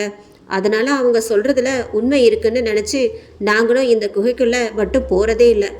இந்த பக்கம் தேன் எடுக்க வந்தாலும் இந்த இடத்தை தாண்டி மேலே போகிறதில்ல. கோட்டைச்சாமி சொன்னதை கேட்டதும் அதற்குள் அப்படி என்னதான் இருக்கிறது என தெரிந்து கொள்ள ஆசை வந்தது. சரி, நீங்கள் 2 பேரும் வர வேணாம், நாங்கள் போய் பார்த்துட்டு வரோம். எங்களுக்கு ஏதாவது ஆபத்துன்னு தெரிஞ்சால் நீங்கள் எங்களை வந்து காப்பாற்றலாம். நிர்மல் பேசியதை கேட்டு மதன் கலவர முகத்துடன் அவனை பார்த்தான். டேய், ஏன் உசுரோட விளையாடுறதே உனக்கு வேலையா போச்சுல்ல? வாய் விட்டு புலம்பியவனிடம், சரி அப்ப எல்லாரும் இங்கே இருங்க, நான் போய் பார்த்துட்டு வரேன் என கூறியவன் அங்கிருந்து கிளம்ப, கட்டாயம் போய் தான் ஆகணுமா? மதன் கேட்க, ஆமாண்டா, உள்ள போனா ஏதாவது க்ளூ கிடைக்குமான்னு எனக்கு தோணுது சொல்லிவிட்டு நிர்மல் நடக்க மதனும் பின்தொடர்ந்தான். கேள்விக்குறியாய் நோக்கிய நிர்மல் தானும் வருவதாக சொல்லி பின்தொடர்ந்தான். மற்ற மூவரும் வெளியே இருக்க இருவரும் உள்ளே நடக்க ஆரம்பித்தனர். கொஞ்ச தூரம் போனதும் அடர் இருளாக இருக்க இருவருக்கும் உள்ளே இருப்பது ஒன்றும் தெரியாமல் போக நிர்மல் அடுத்த அடி எடுத்து வைக்க முயல யாரோ அவன் கையை பிடித்து பின்னே இழுப்பது போல் இருக்க திடுக்கிட்டான். இருளில் எதுவும் தெரியாமல் இருக்கவே போன் லைட்டை ஆன் செய்து முன்னே பார்த்தவன் நிர்மலுக்கு தூக்கி வாரி போட 2 அடி பின்னே நகர்ந்தான். அவன் பின்னாடி வந்து கொண்டிருந்த மதன் மேல் மோத அவன் பயத்தில் அலறினான். டேய் என் மேலே எதுவோ மோதுதுடா. டேய் அது நான் தான்டா. எதுக்குடா பின்னாடி வந்து மோதுற? கொஞ்சம் முன்னாடி பாருடா. செல்போன் லைட் வெளிச்சத்தில் முன்னே பார்த்த மதனும் அதிர்ந்தான். அவர்களின் முன்னே மிகப்பெரிய பள்ளம் 3-4 அடிகளில் இருக்க விழுந்தால் பரலோகம்தான் என்பது தெரிந்தது. மலைவாசிகள் காரணமாய்தான் சொல்லி இருக்கிறார்கள். உள்ளே போனவர்கள் இருளில் பள்ளம் இருப்பதை கவனிக்காமல் உள்ளே விழுந்து இறந்திருப்பார்கள். போனவர்கள் யாரும் திரும்பாததால் இங்கு யாரும் போகக்கூடாது என்று சொல்லி இருக்கிறார்கள். நிர்மல் போன் வெளிச்சத்தை பள்ளத்திற்குள் பாய்ச்சி ஏதாவது தெரிகிறதா பார்த்தான். மெதுவாக ஒவ்வொரு இடமாய் பார்த்து கொண்டு வந்தவன் வாவ் என்றான். அதுக்குள்ள என்னடா இருக்கு வாவ்ங்கிற? இங்கே பார். அவன் காட்டிய இடத்தில் படிக்கட்டுகள் கீழிறங்கி செல்ல வசதியாய் அமைக்கப்பட்டிருந்தது. கீழே போகலாமா வேண்டாமா என யோசித்தவன் முடிவுக்கு வந்தவனாய் மதனிடம், டேய் பார்த்து காலை வச்சு வா. ஆழம் எவ்வளோ இருக்குன்னு தெரியல. தடுமாறி மேலே விழுந்தன்னா 2 பேரும் காலி. பக்கவாட்டில் பிடிமானம் ஏதும் இல்லாததால் ஒவ்வொரு அடியும் கவனமாக எடுத்து வைத்தான். கீழே செல்லும் வரை இருவரும் பேசிக்கொள்ளவில்லை. இது மாதிரியான இடங்களுக்குள் செல்லும்போது ஆக்சிஜன் பற்றாக்குறையால் மூச்சு திணறல் ஏற்படும் என்று கேள்விப்பட்டு இருக்கிறேன். அதையே எதிர்பார்த்தவன் ஆச்சரியப்பட்டான். வெளியில் இருப்பது போலவே இந்த இடம் இருக்க புழுக்கமோ வேர்வையோ ஏதும் இல்லை. படிகள் முடியும் இடத்தில் போன் டார்ச் லைட்டை வெளிச்சத்தில் துளாவ கொஞ்ச தூரம் சமதளமாக இருக்க அவன் ஜாக்கிரதையாகவே நடந்தான். அவன் மனதில் நினைத்தது போலவே அங்கே சில எலும்புக்கூடுகள் கண்டிப்பா இந்த குகைக்குள் வந்து இருளில் தவறி விழுந்து இறந்தவர்களாய் தான் இருக்க வேண்டும். மதன் அந்த எலும்புக்கூடுகளை பார்த்து கொண்டே நிர்மலிடம் பீதியோடு சொன்னான், நல்ல வேலைடா, விழுந்திருந்தா நம்ம கதியும் இதுதான். நீ நல்ல வேலையா சுதாரிச்சு பின்னாடியே நகர்ந்துட்ட. நான் எங்கடா நகர்ந்தேன்? என்னை பின்னாடி யாரோ பிடிச்சு இழுத்து காப்பாத்தினாங்க என மனதுள் நினைத்தவன் அதை சொன்னால் அவன் இன்னும் பயப்படுவான் என்றெண்ணி அதை சொல்லவில்லை. இங்க வேற ஒன்றும் இல்லை, கிளம்புவோமா? மதன் கேட்க நிர்மலுக்கும் அதுவே தோன்றியது. சரி என சொல்ல வாயெடுக்கையில் அவன் கையை யாரோ பிடித்து இழுப்பது போல் தோன்ற நிர்மலுக்கு புரிந்தது. இழுத்த திசையில் போவது என முடிவெடுத்தான். மதன், நீ என் பின்னாடியே வா என்றவன் தன் கைகளை பிடித்து இழுத்து கொண்டு செல்லும் அதோடு சென்றான். அது ரூபமா அல்லது தெய்வ சக்தியா தெரியவில்லை. அதன் பின்னே நடந்தான். பள்ளத்தில் விழாமல் தன்னை காப்பாற்றியது அதுதான் என உணர்ந்ததால் இப்போது அவன் அதற்கு பயப்படவில்லை. போன் டார்ச்சை அடித்து கொண்டே செல்ல அது அவன் கையை எடுத்து சுவற்றில் வைத்து அழுத்தியது. அந்த இடம் கொஞ்சம் கொஞ்சமாய் நகர அங்கே மற்றொரு சுரங்க வழி பாதை இருப்பது கண்ணுக்கு தெரிந்தது. பின்னே வந்த மதனுக்கு ஆச்சரியம். எப்படிடா உனக்கு மட்டும் இதெல்லாம் தெரியுது? அதுக்கெல்லாம் தனி மூளை வேணும்டா. சொல்லிக்கொண்டே அவன் முன்னே நடக்க பின்தொடர்ந்தான் மதன். 100 மீட்டர் தூரம் போனதும் அங்கே பாதை முழுவதும் அடைக்கப்பட்டிருக்க இப்போது நிர்மலுக்கு புரிய சுவற்றில் கை வைத்தவுடன் கல் நகர திரும்ப நடக்க ஆரம்பித்தார்கள். சிறிது தூரத்தில் மேல் நோக்கி படிக்கட்டுகள் செல்ல அதன் மேல் ஏறி நடந்தனர். படிக்கட்டுகளின் முடிவில் சமதளம் வர ஏறும்போதே துர்நாற்றம் மூக்கை துளைக்க கைகளால் மூக்கை பிடித்து கொண்டே நடக்க தொடங்கினர். 10 அடி கூட நடந்திருக்க மாட்டான். கால்களில் ஏதோ பிசுபிசுப்பாய் இடர தடுமாறி விழப்போனவனை பின்னிருந்து கரங்கள் தாங்கி பிடித்து தரைப்பக்கம் லைட்டை அடித்து பார்த்தவன் அதிர்ச்சியில் உறைந்தான். பிறந்த குழந்தையின் தலையில்லா உடல் பாகம் மற்றும் இரத்த வெள்ளத்தில் கிடக்க அரைக்குறையாய் பார்த்துவிட்ட மதனும் அலறினான். அவனை அமைதியாய் இரு என கைகளை பிடித்து அழுத்தியவன் லைட்டை அடுத்ததாய் அடித்து பார்க்க அந்த இடம் முழுக்கவே ஆங்காங்கே சடலங்கள், பெண் குழந்தைகள் சடலங்கள். ஒரு சில பெண்களின் வயிறு கிழிக்கப்பட்ட நிலையில் கிடக்க மற்ற பெண்களின் சடலங்கள் நிர்வாணமாய் கிடந்தது. அழுகிய நிலையில் சில எலும்புக்கூடுகளாய் பல இருந்தது. மதன் அவற்றை பார்த்ததும் அலறியதோடு அல்லாமல் வாந்தி எடுக்க தொடங்கினான். அவனை ஓரமாக நிற்க வைத்து நிர்மல் அந்த சடலங்கள் எப்படி வந்திருக்க கூடும் என ஆராய தொடங்கினான். சுவர்களில் வேறு ஏதாவது வழி இருக்கிறதா என தடவி பார்த்தான். அவன் கையை அது தலைக்கு மேல் தூக்கி காட்ட லைட்டை மேல் நோக்கி அடித்து பார்த்தான். அங்கே மேலே செல்லும் படிக்கட்டுகள் முற்றிலும் சேதமடைந்திருக்க அதன் வழியே செல்ல முடியாது என்பது தெரிந்தது. தாங்கள் வந்த வழியே இந்த சடலங்களை கொண்டு வருவது எளிதல்ல. மேலிருந்துதான் இந்த சடலங்களை தூக்கி போட்டிருக்க வேண்டும் என முடிவு செய்தான். ஆனால் மேலே எப்படி செல்வது என அவன் யோசிக்கையில் இங்கு இருந்தது போதும் என்பது போல் அவன் கைகளை பிடித்து அந்த வழியே அது நடக்க ஆரம்பித்தது. மதனிடம் வாடா போகலாம் என்றான். தைரியமாய் காட்டிக்கொண்டாலும் அங்கு பார்த்த காட்சிகள் அவனை நடுக்கம் கொள்ள வைத்தது. எவ்வளவு கொடூர மனம் படைத்தவர்களாக இருந்தால் இப்படிப்பட்ட செயலை செய்திருப்பார்கள். கர்ப்பிணி பெண்களின் வயிற்றை கிழித்து அவர்களின் குழந்தைகளின் தலையை துண்டாக்கி கொன்றவனின் சைக்கோவாக இருப்பானோ, இல்லை நரபலி கொடுப்பது போல் அந்த மாதிரி ஏதாவது இருக்குமோ? ஆனால் இளம் பெண்களின் சடலம் கிடைக்கிறதே, அவர்களை கண்டிப்பாய் கற்பழித்து பின் தான் கொன்றிருக்க வேண்டும் என அழுகாமல் கிடந்த இளம் பெண்களின் சடலம் அதை அவனுக்கு தெளிவாக தெளிவாக உணர்த்தியது. தனக்கு வழிகாட்டி கொண்டிருப்பது இறந்து கிடப்பவர்களில் யாரோ ஒருவருடைய ஆவியாக இருக்குமோ, இந்த இடத்தில் அதன் சடலமும் இருக்குமோ, தன்னை கண்டுபிடிக்க வேண்டும், தன்னை கொன்றவர்களுக்கு தண்டனை வாங்கித்தர வேண்டும் என நினைக்கிறதா? ஆனால் நரேன் எதற்காக கொல்லப்பட்டான்? ஒருவேளை அவனுக்கு இந்த கொலைக்கும் ஏதாவது சம்பந்தம் இருக்குமோ? பல்வேறு குழப்பங்கள் மனதில் தோன்ற, நடந்து கொண்டே இருந்தவனுக்குள் ஒன்று தோன்ற, மதனிடம், நாம் இங்கே பார்த்தவற்றை மேலே உள்ளவர்களிடம் சொல்ல வேண்டாம். இங்கே இவ்வளவு சடலங்கள் இருப்பது வெளியுலகுக்கு தெரிந்தால் கொலையாளி உஷாராகி விடுவான். எனவே கொலையாளியை கண்டுபிடிக்கும் வரை இது பற்றி வெளியில் எதுவும் சொல்ல வேண்டாம் என்றதும் மதனுக்கு அதுவே சரி எனப்பட அவனும் ஓகே என்றான். ஒவ்வொரு வழியாய் கடந்து மேலே வர வெளியில் பொறுமை இழந்தாலும் பயத்துடனும் நின்று கொண்டிருந்தார்கள். இவர்களை பார்த்து நிம்மதி பெருமூச்சு விட்டனர்.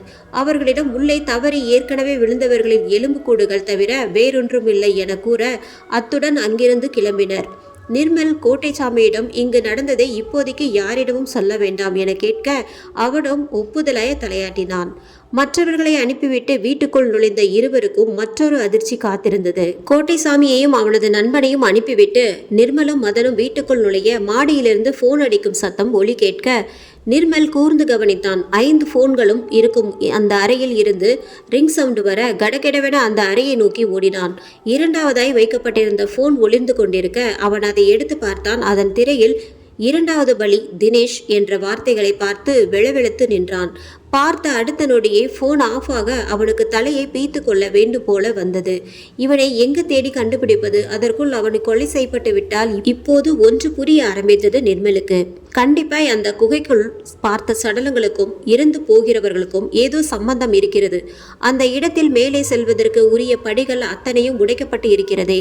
மேலே இருந்து கீழே வர முடியாதபடி அல்லது கீழிருந்து மேலே செல்ல முடியாதபடி எதனால் உடைக்கப்பட்டிருக்கிறது? இது கண்டிப்பா ஏதோ அரண்மனையின் சுரங்கப்பாதையாகத்தான் இருக்க வேண்டும் என்று அவசர காலங்களில் வெளியேறுவதற்கான ரகசிய வழியாக இருந்திருக்க வேண்டும்.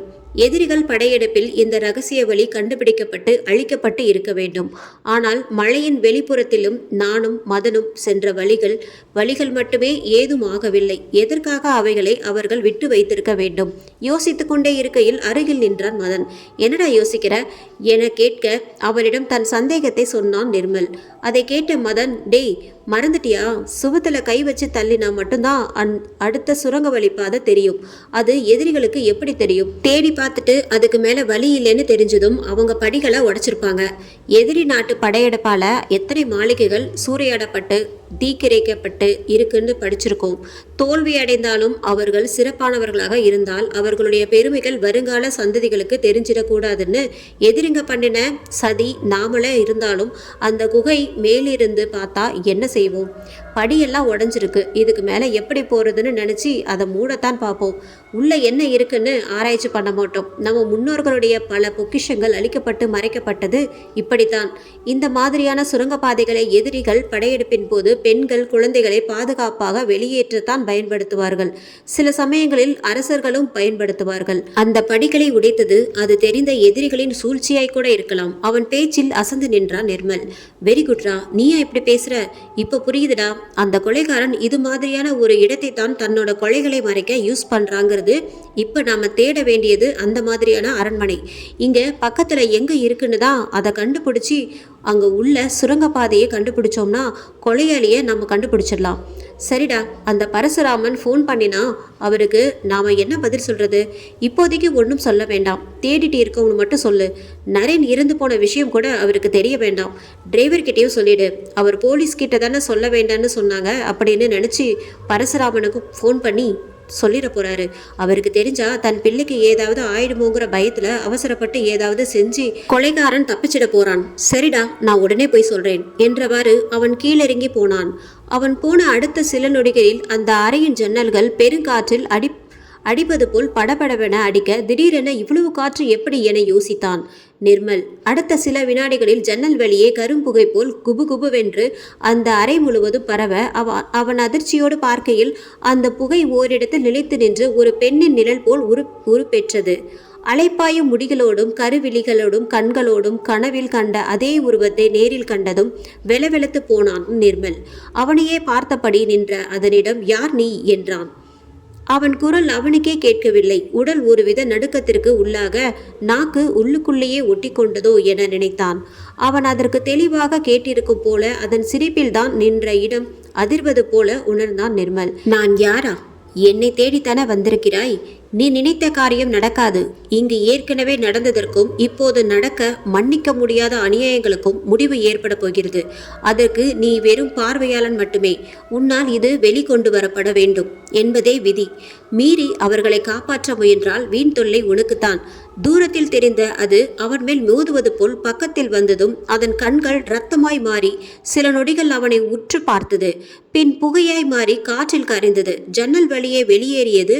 ஆணி அடித்தது போல் ஒரே இடத்தில் நின்றிருந்தான். சுயநினைவுக்கு வந்தான். யோசிக்கவே விடாமல் மேலும் மேலும் நடக்கும் அதிரடி சம்பவங்களால் அவன் அதிர்ந்து போயிருந்தான்.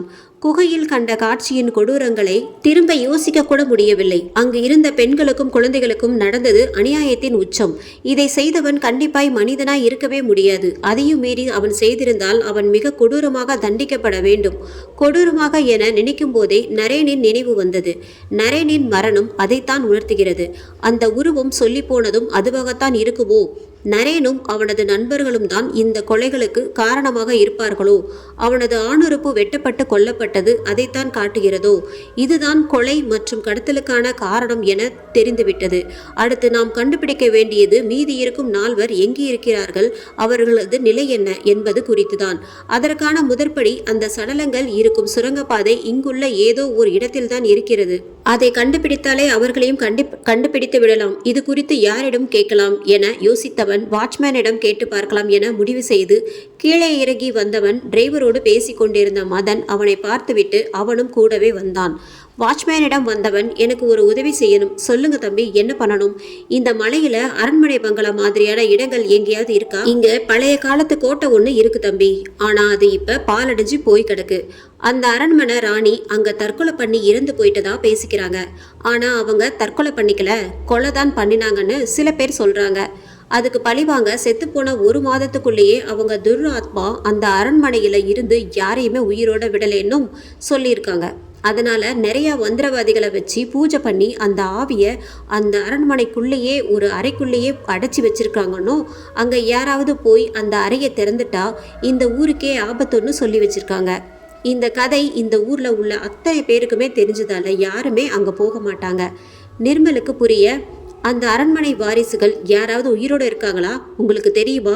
தம்பி, நான் இந்த ஊர் கிடையாது, ஆனால் ரொம்ப வருஷமாக இங்கே இருக்கேன். அதனால் இந்த ஊரில் நடந்த விஷயமெல்லாம் கொஞ்சம் கொஞ்சம் தெரியும். இந்த ஊர்லேயே பரம்பரையாக இருக்கிறவங்கள கேட்டால் விவரம் தெரியும்னு நினைக்கிறேன். இங்கிருந்து கொஞ்சம் தூரம் போனால் அடுத்த எஸ்டேட் இருக்குது. அவங்கள கேட்டால் விவரம் தெரியும்னு நினைக்கிறேன் தம்பி. அவரிடம் நன்றி சொன்னவன் மதனையும் அழைத்து கொண்டு அங்கு கிளம்பினான். அங்கு போன பின் மர்மங்கள் ஒவ்வொன்றாய் விலக ஆரம்பித்தது. டிரைவரை வரவேண்டாம் என்று சொல்லி காரில் நிர்மலும் மதனும் மட்டுமே அந்த வீட்டுக்கு சென்றனர். இப்போதைக்கு யார் கொலையாளி என நிரூபணமாகாததால் விசாரணை தகவல்களை தங்களுக்குள்ளேயே வைத்துக் கொள்வதென முடிவெடுத்தனர். அந்த பெரிய வீட்டின் முன் காரை நிறுத்தி கேட்டில் நின்ற வாட்ச்மேனிடம் உள்ளே இருப்பவர்களை பார்க்க வேண்டும் என்ற விவரத்தை சொல்லி காத்திருந்தனர். சிறிது நேரத்தில் உள்ளிருந்து வந்த பெரியவர் ஒருவர் நெற்றிக்கு மேலாக கைகளை வைத்து கண்களை சுருக்கி காரில் இருப்பவர்களை யாராக இருக்கும் என உற்று பார்த்தும் எதுவும் தெரியவில்லை என்றதும் கைகளை ஆட்டி உள்ளே வாருங்கள் என சைகை செய்தார். காரை பார்க் செய்துவிட்டு பெரியவரை நோக்கி நடந்தனர். அருகில் வந்ததும் இருவரும் அவருக்கு வணக்கம் சொல்ல, பதிலுக்கு வணக்கம் சொன்ன அவர் தோட்டத்தில் போடப்பட்டிருந்த நாற்காலிகளில் கை காட்டி அமர சொல்ல இருவரும் அமர்ந்தனர். என்ன தம்பி, என்ன விஷயமா என்னை பார்க்க வந்திருக்கீங்க? பக்கத்தில் இருக்கிற அரண்மனை பற்றின தகவல் ஏதும் உங்களுக்கு தெரியுமா? அதன் வாரிசுகள் யாரும் இப்போ இருக்காங்களா? தெரிஞ்சா கொஞ்சம் சொல்ல முடியுமா? ஓரளவு தெரியும் தம்பி. அதை ஏன் இப்போ கேட்குறீங்க? இல்லை, எங்கள் ஊரை சேர்ந்த 5 பசங்களை காணவில்லை. அவர்கள் கடைசியாக இந்த ஊருக்கு தான் வந்ததாகவும் அந்த அரண்மனையை பற்றி ஆராய்ச்சி பண்ண வந்ததாகவும் சொன்னாங்க. எப்படி கேட்பது என்பது தெரியாததால் இதுபோல் கேட்டான். அவர் முகத்தில் ஆச்சரியமும் பயமும் ஒருங்கே தோன்றியது. என்ன சொல்கிறீங்க தம்பி, இந்த அரண்மனைக்கா? ஆம் என்பது போல் நிர்மல் தலையசைக்க, அப்பா கேள்விப்பட்டது சரிதான். தனக்குள்ளேயே பேசி கொண்டவரிடம், என்ன சார் கேள்விப்பட்டீங்க, சொல்ல முடியுமா என்றான் மதன் ஆவலோடு. கடந்த 1 வருஷமாவே அந்த அரண்மனை பக்கம் ஆள் நடமாட்டம் இருக்கிறதாகவும் பௌர்ணமி இரவு நேரங்கள்ல அங்க இருந்து ஏதேதோ சத்தம் கேட்கறதாகவும் அந்த பக்கம் போன ஆளுங்க எங்க கிட்ட சொன்னாங்க. எங்க ஊரை சேர்ந்த ஆளுங்களுக்கு அரண்மனை பத்தி தெரியுமுங்கிறதால அவங்க பயத்துல கிட்ட போய் பார்க்கல தம்பி.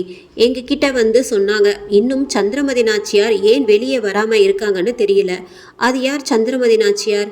அவங்க அந்த அரண்மனையே கடைசியா ஆண்ட ராணிப்பா.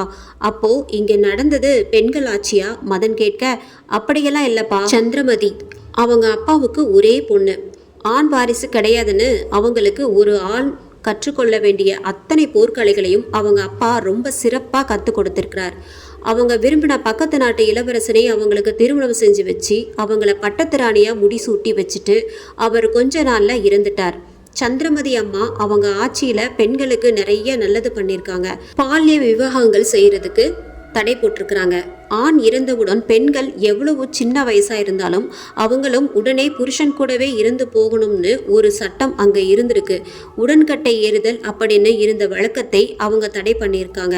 அதோடு கோவில்களில் பெண்கள் தேவரடியர் அப்படிங்கிற போரில் பெரிய ஜமீன்தார்களுக்கு அடிமையாக இருந்து துன்புறுத்தப்பட்டதாக தடுத்து நிறுத்தியிருக்காங்க. ஒரு பெண்ணால் தான் பெண்ணோட வலியை உணர முடியும், அதனால தான் இதெல்லாம் செய்கிறேன்னு அவங்க சொல்லுவாங்களாம். வயதானதால் அவரால் தொடர்ச்சியாக சொல்ல முடியாமல் சிறிது நேரம் நிறுத்தினார். அந்த சந்திரமதி ராணி மீது தனி மரியாதை வந்தது. நிர்மல், மதன் இருவருக்குமே அந்த காலத்திலேயே இவ்வளவு சீர்திருத்தங்கள் பண்ணியிருக்காங்களே என்ற காரணத்தால் மதன் அவரிடம் கேட்டான், அப்புறம் என்னாச்சு சார்? நல்லது பண்ணினா கெட்டது பண்ணுறவங்களுக்கு பிடிக்காதே, அது மாதிரி தான் அங்கேயும் நடந்தது தம்பி. சந்திரமதி கடைசியா ஒரு சட்டம் போட போறதா இருந்தாங்க. அது ஜமீன்தாரர்களிடம் இருக்கும் அதிகப்படியான நிலங்களை மீட்டு ஏழை மக்களுக்கு பகிர்ந்து வழங்கணும்னு. அதனால பாதிக்கப்பட போறோம்னு தெரிஞ்ச ஜமீன்தாரர்களும் ஒன்று சேர்ந்து அவங்கள கொல்லும் திட்டம் போட்டாங்க. ஒரு பெண் தங்களை அடக்கி ஆள்வதுங்கிற கோபம் தேவரடியார் பெண்களை நல்வழியில் செயல்பட வைத்தது. இதெல்லாம் அவங்கள ஆத்திரப்பட வச்சிருக்கு. நேரடியா மோதினா தோத்து போயிடுவோம்னு அவங்களுக்கு தெரியும். ஏன்னா சந்திரமதி அம்மாவை இந்த மலைநாட்டு மக்கள் தெய்வமா வணங்குறாங்க. அதனால அவங்க வேற திட்டம் போட்டிருக்காங்க. சாத்தான்களை வழிபடுற மந்திரவாதி ஒருத்தனை கூட்டிட்டு வந்து அவங்க மேல தீய சக்திகளை ஏவி கொண்டுட்டதாகவும், ஆனா அவங்க அத்தனை பேரையுமே சந்திரமதியோட அம்மா ஆவி வந்து பழி வாங்கிட்டதாகவும் சொல்வாங்க. அவங்க கர்ப்பிணியா இருக்கும்போது தான் இறந்து போனாங்க. ஆனா அவங்களுக்கு இன்னொரு பிள்ளை இருந்ததாகவும் அது அவங்க அப்பாவோட பக்கத்து நாட்டுல இருந்ததுனால அது தப்பிச்சிட்டதாகவும் சொல்றாங்க. நீண்ட பெருமூச்சோடு முடித்தார் அவர். அவங்க வாரிசுங்க யாராவது இப்ப இருக்காங்களா என்று கேட்டான் நிர்மல். இருக்காங்க தம்பி, அது எப்படி தெரியும்னா, வருடா வருடம் இங்க மலை மேலே இருக்கிற பகவதி அம்மன் கோவில் திருவிழாவில் அவங்க வம்சத்தை சேர்ந்தவங்க தான் பரிவட்டம் கட்டுவாங்க. அதனால ஒவ்வொரு வருடமும் திருவிழாவுக்கு அவங்க கண்டிப்பா வருவாங்க. அப்பதான் அவங்கள பத்தி எங்களுக்கு தெரிஞ்சது தம்பி.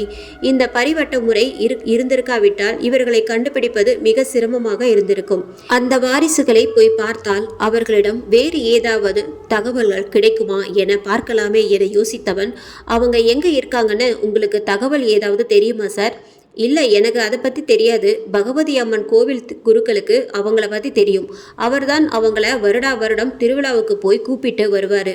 அவரோட ஃபோன் நம்பர் என்கிட்ட இருக்கு, தரேன் தம்பி. அவர்கிட்ட கேட்டால் அவங்க இருக்கிற இடம் தெரியும். அவர் குருக்களின் நம்பரை கொடுக்க ஃபோனில் சேவ் செய்து கொண்டான்.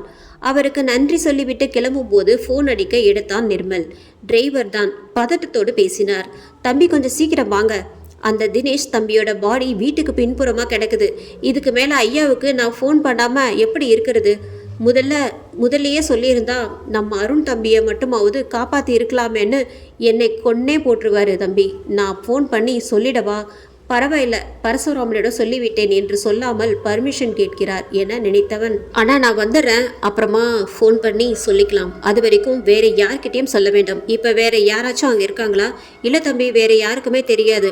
அவர் குரலில் இருந்த பதற்றத்தையும் பயத்தையும் வைத்து அங்குள்ள சடலத்தின் நிலை கண்முன்னே தெரிந்தது. மதனை காரை ஓட்டச் சொல்லிவிட்டு முன் சீட்டில் அமர்ந்து கொண்டு வந்தவனின் கண்களில் தூரத்தில் மலைச்சரிவில் புகைப்படிந்த அந்த பெரிய கட்டிடம் தெரிய, பார்த்து கொண்டே வந்தவனுக்கு திடீரென அதுதான் அவர் சொன்ன அரண்மனையாய் இருக்குமோ என்ற எண்ணம் தோன்ற, அதை நிரூபிப்பது போன்ற உள்ளிருந்து கரும்புகையொன்று தோன்றி ஒரு பெண்ணின் வடிவில் புகை வடிவாக உருட்பெற்று நின்று பின் காற்றில் பறந்து அவர்களின் எஸ்டேட் இருக்கும் இடத்தை நோக்கி பறந்து செல்ல, அவனுக்கு நரேன் சடலம் காணாமல் போனது நினைவில் வர மதனிடம் காரை வேகமாக ஓட்டுமாறு கூறிவிட்டு அவன் அது போவதையே பார்த்து கொண்டிருந்தான். மதனும் காரை வேகமாக செலுத்த கார் எஸ்டேட் வீட்டு வாசலில் வந்து நின்றது. காரை நிறுத்திவிட்டு இறங்கி அந்த வீட்டின் பின்புறமாய் ஓடினர் இருவரும். அவர்களை எதிர்பார்த்து நின்ற டிரைவர் இருவரையும் அழைத்து சென்று ஓரிடத்தை காட்ட அங்கு இருந்த தினேஷின் சடலத்தை பார்த்து இருவரும் வெலவெழுத்து போயினர். அங்கே அவன் உடல் வயிற்று நடுவே கிழிக்கப்பட்டு குடல் சரிந்து மண்ணில் கிடக்க உடல் முழுதும் கீறல்கள். அந்த கீறல்களில் இருந்து வழிந்த ரத்தம் அப்போதுதான் அவன் கொல்லப்பட்டிருக்கான் என்பதை சொல்லாமல் சொல்லியது. உயிரோடு இருக்கும் போதே இந்த சித்திரவதைகள் நிகழ்த்தப்பட்டிருக்க வேண்டும். கண்கள் பயத்தில் நிலை குத்தி திறந்தபடியே உயிர் போயிருக்க வேண்டும். கண்களில் பயத்தில் சாயல் கண்களில் உறைந்திருந்தது. அருகே போய் பார்க்கலாம் என போனவனை இரு கைகள் பின்னிருந்து பிடித்திழுக்க பின்னால் திரும்ப அங்கே யாரும் இல்லை. அதே நேரம் முன்னாலிருந்து உருவும் சப்தம் கேட்க முன்னால் திரும்பியவன் அதிர்ந்தான். அங்கே இது நாள் வரை தனக்கு மட்டுமே காட்சியளித்த அந்த உருவம் குத்து காலிட்டு அமர்ந்திருக்க முகம் முழுதும் மூடியிருந்த முடிகள் தரை வரை விழுந்து புரண்டு கொண்டிருந்தன. தனக்கு மட்டும்தான் அது தெரிகிறதா இல்லை அவர்களுக்கும் தெரிகிறதா என பின்னால் திரும்பி பார்த்தவன் அவர்களும் நடுங்கிக் கொண்டு நிற்பதை பார்த்து ஒரு வகையில் நிம்மதியடைந்தான். தான் மட்டுமே உணர்ந்து அனுபவிப்பதால் இது தன் மனக்குழப்பத்தால் இருக்குமோ என பயந்து கொண்டிருந்தான். அப்படியில்லை, அது உண்மைதான் என நிரூபிப்பது போல் அது குத்துக்காலிட்டு அமர்ந்து கொண்டிருந்தது. அப்போது மெலிதாய் காற்று அடிக்க ஆரம்பிக்க அதன் முடிகள் விலக கருவிழிகள் இல்லை. கண்களோடு பகல் நேரத்திலேயே பார்க்க பயங்கரமாய் இருந்தது. காற்று வேகமாக சுழல ஆரம்பிக்க அடுத்ததாய் என்ன நடக்கப் போகிறதுன்னு அவனுக்கு தெரிந்துவிட்டது. தினேஷுடைய சடலம் காணாமல் போகிறது. அதற்குள் அதனிடம் இதெல்லாம் கேட்டால்தான் உண்டென மனதை திடப்படுத்தி கொண்டவன், யார் நீங்க எதனால இந்த பசங்களை கொல்றீங்க? தயவு செஞ்சு சொல்லுங்க. மற்ற பசங்கள்லாம் எங்க? நான் சந்திரமதி நாச்சியார். இவங்க எல்லாம் அவன் செய்த பாவத்துக்கான தண்டனையை அனுபவிக்கிறானுங்க. இவங்க 2 பேரும் நேர்ந்த கதிதான் மற்ற 3 பேருக்கும் இனி பெண்களை குழந்தைகளை வதைக்கும் யாவருக்கும் இதே கதிதான். என்னை இனி பூட்டி வைக்க முடியாது. சொல்லி முடித்த அடுத்த நொடி அது யோசிக்க கூட சந்தர்ப்பம் கொடுக்கவில்லை. சுழன்று அடித்த காற்றில் அந்த இடத்தில் கிடந்த தினேஷின் சடலம் காணாமல் போனது. தரையில் உறைந்திருந்த ரத்தம் உட்பட மதனும் டிரைவரும் சிலை என உறைந்து போய் நின்றிருந்தனர். முதலில் சுதாரித்த நிர்மல் இருவரையும் உலுக்கினான். தன் நிலைக்கு வந்த டிரைவர் உதறலோடு பேச ஆரம்பித்தார். தம்பி, கொஞ்சம் முன்னாடி வர நான் இந்த கொலைகளுக்கு ஏதோ ஆசாமிகள் தான் காரணம்னு நினைச்சேன். அன்னைக்கு அந்த நரேன் தம்பி வாடியோட கூட சூறைக்காத்து தான் தூக்கி வீசிருச்சு போலன்னு நினைச்சேன். இப்பதான் எனக்கு எல்லாமே புரியுது. இந்த பசங்க பெருசா ஏதோ தப்பு பண்ணிருக்காங்க போல. அதனால்தான் இப்ப அது பழி வாங்குது. இத போலீஸ்ல சொல்லி எல்லாம் எதுவும் பண்ண முடியாது. யாராவது மந்திரவாதியை வச்சுதான் பார்க்கணும். இதுக்கு மேல ஐயாவுக்கு சொல்லாம இருக்க முடியாது தம்பி. நான் சொல்லிடவா? நிர்மலுக்கு அதுவே சரி எனப்பட்டது. நானேன் சொல்றேன்னா என்றவாறு அவருக்கு போன் செய்த உடனே போனை எடுத்தார் அவர். என்னாச்சு தம்பி, பசங்க இருக்கிற இடம் தெரிஞ்சிருச்சா? கண்டுபிடிச்சிட்டிங்களா என்றார் பரபரப்போடு. இல்லை சார், ஆனா அவன் இழுக்க. என்ன தம்பி, எதுவா இருந்தாலும் சொல்லுங்க. அவர் சொன்னதும் அதற்காகவே காத்திருந்தது போல இங்கு வருவதற்கு முன்பு நடந்ததிலிருந்து தற்போதைய நிமிஷம் வரை நடந்த அத்தனையும் ஒப்பித்தான். அதிர்ச்சியோடு கேட்டுக்கொண்டிருந்த அவர் முதலிலேயே சொன்னால் என்ன என கோபப்பட்டார். பிறகு அவராகவே சரி, ஆனது ஆகி போச்சு. நான் என் பையன்கிட்ட 1 வருஷமாவே தலையா அடிச்சுக்கிட்டேன் தம்பி. அந்த பக்கம் போகாதேன்னு. மாசம் 3 நாள் அங்கதான் ஃப்ரெண்டுங்களை கூப்பிட்டுட்டு போயிட்டு வருவான். பொறுப்பு இல்லாம தெரிஞ்சவன் இப்ப கொஞ்சம் பொறுப்போடு இருக்கானேன்னு நானே எதுவும் சொல்றதில்ல.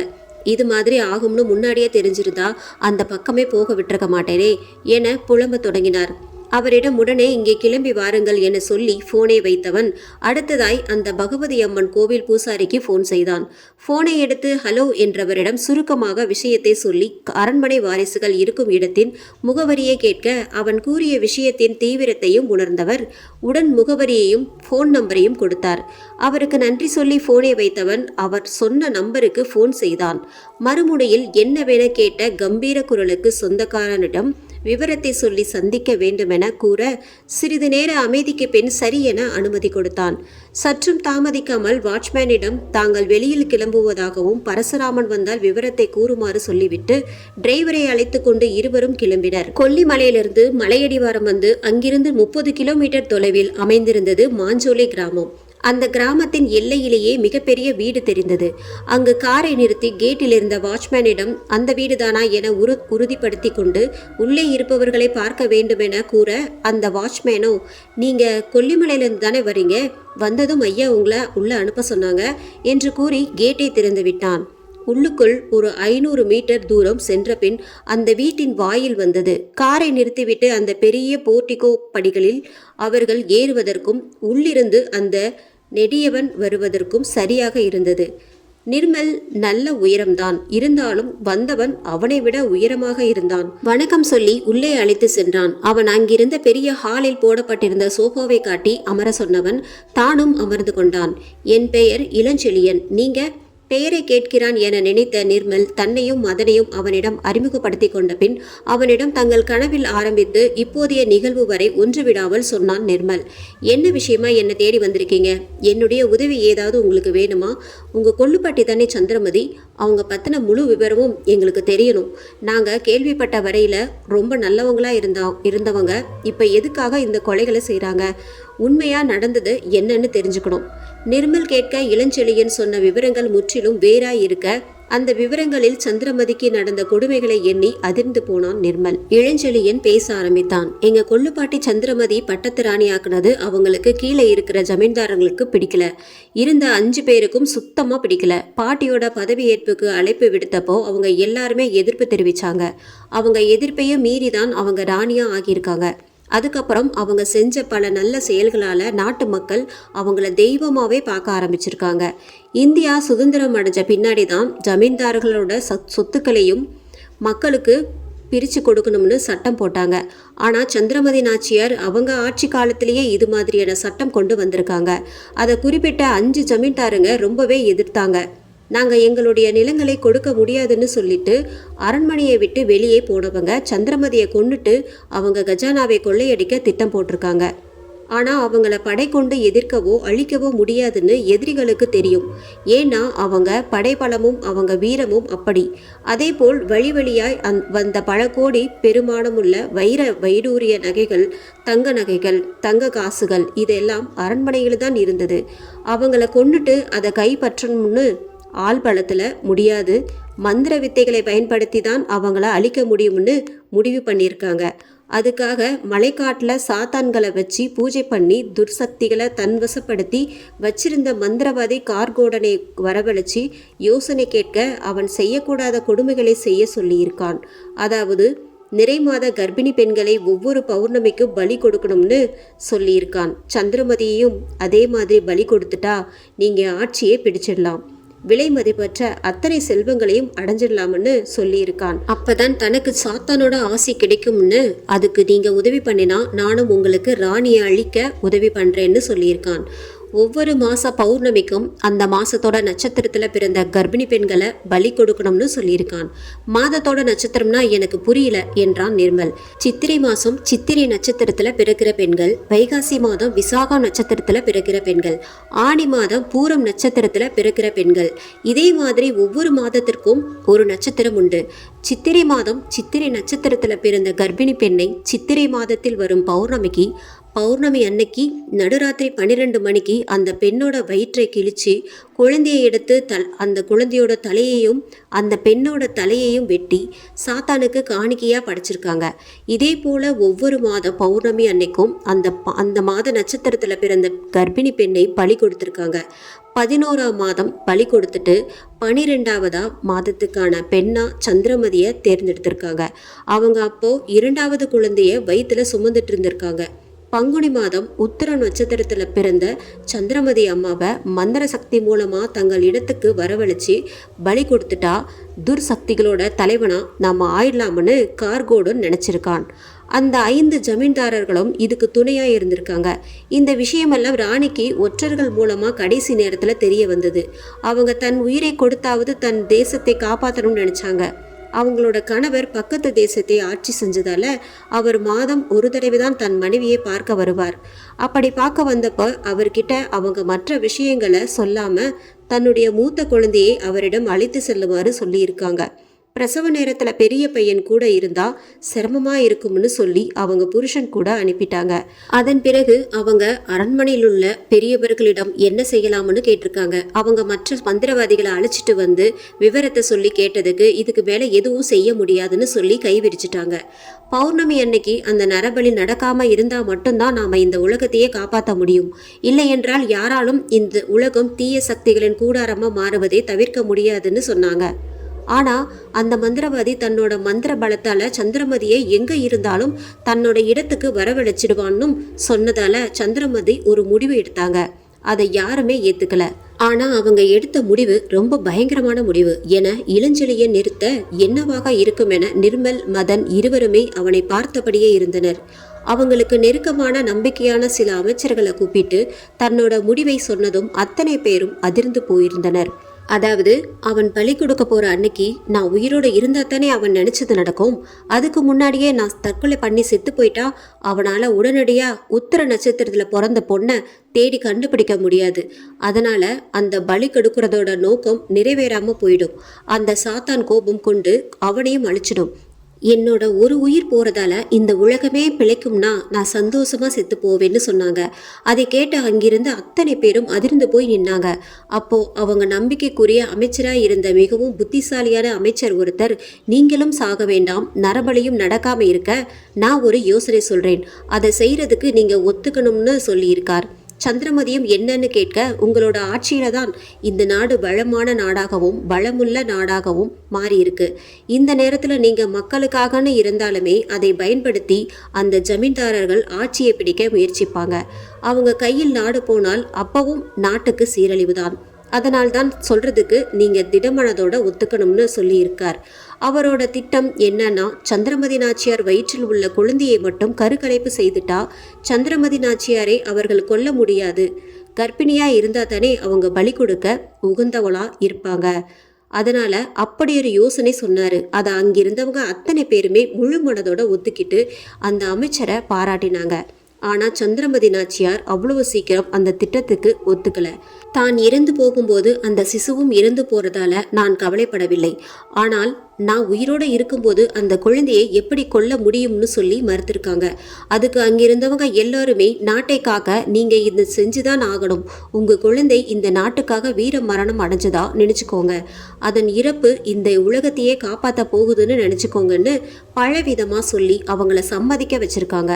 இறுதியில் பௌர்ணமிக்கு முதல் நாள் சந்திரமதி நாச்சியாருக்கு அரண்மனை மறுத்து வச்சு ஒருத்தவங்களை வச்சு ரகசியமா கருக்கலைப்பு செஞ்சிருக்காங்க. தன்னோட திட்டம் யாருக்கும் தெரியாதுங்கிற அலட்சியத்துல இருந்திருக்கிறான் கார்கோடன். சந்திரமதி நாச்சியாருக்கு நிகழ்ந்த கருக்கலைப்பு பற்றி எதுவும் தெரியாத கார்கோடன் நாளை இந்த உலகம் தன் கைப்பிடியில் என்று மகிழ்வோட இருந்திருக்கான். அரண்மனையில இருந்தவங்க ராணிக்கு கருக்கலைப்பு நிகழ்ந்தது இந்நேரம் அவனுக்கு தெரியாம இருக்காது. தெரிஞ்சதும் கோபம் கொண்டு இங்கு வர முயற்சி பண்ணினா என்ன பண்றதுன்னு மந்திரவாதிகளை வச்சு அரண்மனையை சுத்தி மந்திரக்கட்டுகள் போட்டிருந்தாங்க. அவங்க செஞ்ச தப்பு என்னன்னா, அவனுக்கு உண்மை தெரிஞ்சு பலி கொடுக்க ஆள் இல்லைன்னதும் அந்த சாத்தானாலேயே அவன் கொல்லப்பட்டு விடுவான்னு கொஞ்சம் அலட்சியமா இருந்துட்டாங்க. இது எதுவும் தெரியாத கார்கோடன் கர்ப்பிணின்னு நினைச்சு ராணியை தன்னோட மந்திர சக்தியால பௌர்ணமி இரவில் கடத்தினான். அரண்மனையை சுத்தி போட்டிருந்த மந்திரக்கட்டுகள் அவனை எதுவும் செய்யல. ஏன்னா அந்த அளவுக்கு அவனுக்கு சக்திகள் அதிகம். அந்த அரண்மனையிலிருந்து ராணி காணாமல் போனது கூட தெரியாமல் பண்ணிட்டான் அந்த கார்கோடன். அரண்மனை பணியாளர்களை தனது மந்திரத்தால் உறக்கத்தில் இருப்பது போல் வைத்து ராணியை கடத்திய அவன் ராணியை பலி கொடுக்க பலி பீடத்தில் கொண்டு வைத்திருக்கிறான். அப்போ ராணி பலமா சிரிச்சுக்கிட்டே, உன்னோட நோக்கம் நிறைவேறாது, நீ என்னை கொன்னாலும் சரி, நீ பலி கொடுக்கறதோட நோக்கம் நிறைவேற போவதில்லை அப்படின்னு சொல்லியிருக்காங்க. அவன் நம்பாம மந்திரங்களை ஓதிக்கிட்டே ராணியோட வயிற்றை கிழிச்சிருக்கான். அவங்க வயிற்றுல குழந்தை ஏதும் இல்லைன்னு தெரிஞ்சு கடுங்கோபம் கொண்டு ராணியை கொல்ல முயற்சி பண்ணியிருக்கான். அவங்கள அணு அணுவா தன்னோட மந்திர சக்தியை பயன்படுத்தி சித்திரவதை பண்ணியிருக்கான். அவங்க அவனோட கடுமையா போராடி தான் இறந்திருக்காங்க. அவங்க இறந்த அடுத்த நிமிடமே அவங்க ஆன்மா கடும் கோபத்தோட வெளியே வந்திருக்கு. அதே சமயம் பலி முழுசா நிறைவடையாத கோபத்துல இருந்த சாத்தானும் அவனுடைய சக்திகள் அத்தனையும் பறித்து கொள்ள அவனை அதே இடத்துல கொன்னுட்டாங்க. ராணியோட கோபம் மந்திரவாதியை விட அவனை அந்த செயலை செய்ய தூண்டின ஜமீன்தாருங்க மேலதான். அதனால அவங்கள தேடி புறப்பட்டாங்க. அதே சமயம் அந்த ஜமீன்தாரர்கள் எல்லாம் ராணி இறந்த விஷயம் தெரிஞ்சு அரண்மனையில உள்ள அத்தனை பேரையும் பலவந்தமா வெளியேற்றிவிட்டு அரண்மனையை கைப்பற்றினாங்க. தன்னோட அரண்மனையை ஜமீன்தார்கள் ஆக்கிரமித்ததை பார்த்து இன்னும் கடுங்கோபம் கொண்ட ராணியின் ஆத்மா அரண்மனையில் இருந்த ஜமீன்தார்கள், அவரது வேலையாட்கள் என அத்தனை பேரையும் கொன்னு குவிச்சிட்டாங்க. இதை சில பேர் தப்பா புரிஞ்சுக்கிட்டு ராணியை கொலை பண்ணதுனால தான் அவங்க துர்ஆத்மாவா மாறி அரண்மனை பக்கம் போறவங்க எல்லாரையும் கொல்றாங்கன்னு கதை கட்டி விட்டுட்டாங்க. ராணி இருந்தப்புறமா அந்த புத்திசாலி அமைச்சருக்கு தான் அந்த நாட்டை ஆள்ற தகுதி இருக்கிறதா சொல்லி அவருக்கு பதவி பிரமாணம் செய்து வைத்தார். ராணியின் கணவர் ராணியோட இறப்புக்கு பின்னர் அந்த அரண்மனைக்கு போக பிடிக்காத அவர் கணவர் அரண்மனையை விற்க முடிவு பண்ண அவர் ராணியோட துர்ஆத்மா அங்கே சுத்திக்கிட்டு இருக்குன்னு நாட்டு மக்கள்ல ஒரு சில பேர் சொன்னதை கேட்டு வேற தேசத்திலிருந்து சக்தி மிக்க மந்திரவாதிகளை வர வச்சு ராணியோட ஆத்மாவை அரண்மனையில் உள்ள ஒரு அறையில் அடைச்சி வச்சுட்டாங்க. அதன் பிறகும் கூட அந்த அரண்மனையை யாரும் வாங்க முன்வராததால் இப்பவும் அந்த அரண்மனை எங்க கிட்ட தான் இருக்கு. இளஞ்செழியன் சொல்லி முடித்ததும் நிர்மலுக்கு ஒரு சந்தேகம் வர, இந்த உண்மைகள் எல்லாம் உங்களுக்கு எப்படி தெரியும் என கேட்க நீண்ட பெருமூச்சு விட்டான் இளஞ்செழியன். ராணி இறந்த பிறகு எங்க வம்சத்துல பெண் பிள்ளைகளே பிறக்கல. கடைசியா எங்க அப்பாவுக்கு நானும் எனது தங்கையும் பிறந்தோம். மறுபடி சந்திரமதி நாச்சியாரே வந்து பிறந்துட்டாங்கன்னு எங்க அப்பா ரொம்ப சந்தோஷப்பட்டுட்டு இருந்தாரு. ராணியோட ஞாபகமா சந்திரவதின்னு பேரை வச்சு ரொம்ப சந்தோஷப்பட்டாரு. ஜோதிடர்கள் வச்சு அவ ஜாதகத்தையே கணிச்சப்பதான் எங்களுக்கு ஒரு அதிர்ச்சி காத்திருந்தது. சந்திரவதனாவோட எல்லா நடவடிக்கைகளும் சந்திரமதி நாச்சியார் போலவே இருக்குன்னு அப்பா சொல்லி சொல்லி பெருமைப்படுவார். மற்றவங்களுக்கு உதவுற குணம், எதையும் தைரியமா யாருக்கும் பயப்படாம செய்யறது, கராத்தே குங்ஃபூ கத்துக்கிட்டதுன்னு இப்ப அவங்க இருந்த என்னென்ன செய்வாங்களோ அத்தனையும் செய்தா. அவளுக்கு 18 வயசு முடிஞ்சதும் ஜாதகத்தை எங்க ஜோதிடர்கிட்ட கொடுத்து பார்க்க சொன்னோம். அப்பதான் அவர் அந்த அதிர்ச்சியான தகவலை சொன்னார். சந்திரமதி நாச்சியாரோட அம்சம்தான் இந்த சந்திரவதனா பிறந்திருக்கணும். அவர் பிறந்த அதே பங்குனி மாதம் உத்தர நட்சத்திரத்துல தான் இவளும் பிறந்திருக்கணும். சொன்னவர் அந்த சந்திரமதி நாச்சியார் தன்னோட எதிரிகளை பழிவாங்க மறுபடி வருவாங்கன்னும் அவர் சந்திரவதனாவோட உடம்பை அதற்கு ஆயுதமா பயன்படுத்துவாங்கன்னு சொன்னார். நிர்மல் இடையில் குறுக்கிட்டான். ஆயுதமா பயன்படுத்துறதா? அது எப்படி? ஆவி ரூபத்துல இருக்கிறவங்களால எதிரிகளை அழிக்க முடியாதுல்ல. அதனால சந்திரவதனாவோட உடம்பில் சந்திரமதியோட ஆவி புகுந்து எதிரிகளை அழிப்பதை தான் அவர் அப்படி சொல்லி இருக்கிறார். அவர் சொன்னது போலவே 18 வயது முடிந்ததிலிருந்து சந்திரவதனாவோட நடவடிக்கைகள் மாற்றம் தெரிய ஆரம்பிச்சது. அடிக்கடி கனவு கண்டு எழுந்திருக்கிறது மாதிரி திடீர்னு எழுந்து நான் மறுபடி வந்துட்டேன், உங்களை வேற இருக்காம விடமாட்டேன்னு சொல்வா. ஒரு சில நாள் எங்களை கூப்பிட்டு உட்கார வச்சு மற்றவங்க தான் என்னை நம்பல, நீங்களுமா என்னை நம்பல, நான் துர்ஆத்மாவா அப்படின்னு கேட்டுட்டு மயங்கிடுவா. எங்களுக்கு ஆரம்பத்தில் ஒண்ணுமே புரியல. ஆனா ஒரு வாரத்துக்கு முன்னாடி ஒரு நாள் திடீர்னு எங்களை கூப்பிட்டு நான் சந்திரமதின்னு சொன்னவ தான் சாகிறதுக்கு முன்னாடி நடந்த அத்தனையையும் சொல்லி அழுதா. நான் ஜமீன்தாரர்களையும் அவர்களது அக்கிரமத்துக்கு துணை போன அடியாட்களையும் தான் கொன்னேன். என்னுடைய மக்கள் யாரையாவது கொன்னேன்னு உங்களுக்கு தெரியுமா? துர்ஆத்மான்னு சொல்லி என்னை அடைச்சி வச்சிட்டீங்களே. நான் துர்ஆத்மா தான், கெட்டது பண்ற அத்தனை பேருக்குமே வஞ்சகர்கள் யாரையும் உயிரோட விடமாட்டேன்னு சொல்லி மயங்கிட்டா. அவ அதுக்கு ஒரு வாரம் முன்னாடி கொல்லிமலை போயிட்டு வந்தா. ஒருவேளை அரண்மனைக்குள்ள போயிருப்பாளோன்னு அவ மயக்கம் தெரிஞ்சதுக்கு அப்புறம் கேட்டேன். அந்த ஊருக்கு போனது மட்டும்தான் ஞாபகம் இருக்கு. இங்க நான் எப்படி வந்தேன்னு கேட்டதும் எனக்கு அதிர்ச்சி ஆயிடுச்சு. அவ கன்சீவா வேற இருக்கா. அவ ஹஸ்பண்ட் வெளிநாட்டுல இருக்கார். அதனால அவ இங்க இருக்கட்டும்னு கொண்டு வந்து விட்டுட்டு போனார். இந்த மாதிரி நேரத்துல இப்படி ஆயிடுச்சேன்னு எனக்கு ரொம்ப கவலையா இருந்துச்சு. ஆனா ஜோதிடர் சொன்னதை நினைச்சு பார்த்தேன். அவ கர்ப்பமா இருக்கும்போது அவளுக்கு மிகப்பெரிய கண்டமா இருக்குமோன்னு, ஆனா அவளோட உயிருக்கு ஆபத்தில்லைன்னு சொன்னார். இப்படி ஆனதும் இதுதான் அந்த கண்டமா இருக்குமோன்னு நினைச்சேன். இதோட போனதேன்னு ஆறுதலா இருந்தாலும் இதுக்கு மேல அவளை இங்க வச்சிருக்க வேணாம்னு நினைச்சேன். வதனாவோட வீட்டுக்காரருக்கு ஃபோன் பண்ணி அழைச்சிட்டு போக சொல்லிட்டேன். அவரும் 2 நாள் முன்னாடி வந்து அழைச்சிட்டு போயிட்டாரு. அவன் சொல்லி கொண்டிருக்கையிலேயே ஃபோன் அடிக்க எடுத்து கேட்டவன் முகம் அதிர்ச்சியில் உறைந்தது. என்ன சொல்றீங்க என அமர்ந்த இடத்திலிருந்து எழுந்து விட்டான். பேச தொடங்கினான். என்ன மச்சான், வதனா நல்லா இருக்காங்களான்னு கேட்குறீங்க? நீங்கள் தானே வந்து அவளை கூட்டிகிட்டு போனீங்க, விளையாடாதீங்க. எதிர்முனையில் என்ன சொன்னார்கள் என தெரியவில்லை. முகம் வெளிரி போய் அமர்ந்தான். அவனிடம் நிர்மல் என்னாச்சு சார் என கேட்க, வதனாவோட வீட்டுக்காரர் தான் பேசினார். நீங்கள் எப்போ எனக்கு ஃபோன் பண்ணீங்க, நான் எப்போ இந்தியா வந்தேன்னு கேட்குறார். விளையாடாதீங்கன்னு நான் சொன்னதுக்கு நான் விளையாடுறேனா, நீங்கள் விளையாடுறீங்களா? நேற்று கூட நான் வதனா கிட்ட பேசினேன், அவளை பத்திரமா பார்த்துக்கோங்கன்னு சொல்லிட்டு ஃபோனை வச்சுட்டார் என்றதும் அவனது பதற்றம் நிர்மலுக்கு தொற்றிக்கொண்டது. அப்போ சந்திரவதனா என்னவானால்? அவளை அழைத்து சென்றது யார்? கவலைப்படாதீங்க, அவங்கள சீக்கிரமா கண்டுபிடிச்சிடலாம். அவ எங்க இருக்கானே தெரியாம எப்படி கண்டுபிடிக்கிறது? அதோட நான் ஃபோன் பண்ணப்ப எடுத்து பேசினது அவர் கணவன் தான். ஆனா இப்ப எப்படி நான் பேசவே இல்லைன்னு சொல்றாரு? அவள் கணவன் உருவத்துல வந்தது யாரு? எப்படி என்னால கொஞ்சம் கூட சந்தேகப்படாம அவளை அவன் கூட அனுப்ப முடிஞ்சதுன்னு எனக்கு என்ன பண்றதுன்னே புரியல. உட்கார்ந்திருந்தவன் தன் தலைமுடியை இரு கைகளாலும் பற்றி இறுக்கி தன் ஆற்றாமையை காட்டினான். இளஞ்செழியன் அவனை ஆறுதல் படுத்தும் விதமாய் அவனிடம், உங்கள் தங்கை இருக்கும் இடம் எனக்கு தெரிந்து விட்டது. வாங்க, உடனடியாக போய் அவங்களை காப்பாற்றணும். என்ன சொல்றீங்க? உங்களுக்கு எப்படி தெரியும்?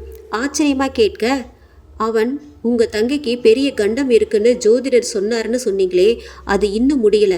என்னோட கணிப்பு சரினா உங்க தங்கைக்கு இன்னைக்கு தான் அந்த கண்டம். அவங்க இப்ப அந்த அரண்மனையில தான் இருக்கணும். அவங்க மேலதான் அந்த சந்திரமதி நாச்சியாரோட ஆவி புகுந்திருக்கணும். அவங்க உடம்பை பயன்படுத்தி தான் நரேன், தினேஷ் 2 பேரையும் அவங்க கொண்டு இருக்கணும். நிர்மல் சொல்வதை பயத்தோடும் வியப்போடும் அவன் கேட்டுக்கொண்டிருந்தான். இப்போ நாம தாமதிக்காம உடனே கொல்லிமலைக்கு கிளம்பியாகணும். ஏன்னா இன்னைக்கு பங்குனி மாத இறுதி பௌர்ணமி. கொஞ்சம் மிஸ் ஆனாலும் உங்க தங்கை தான் பலியாவாங்க. ஆனா எனக்கு ஒண்ணு மட்டும் புரியல. அந்த 5 பேரும் போன ஜென்மத்துல ஜமீன்தார்களா இருந்து மறுபிறப்பெடுத்து இருக்காங்க.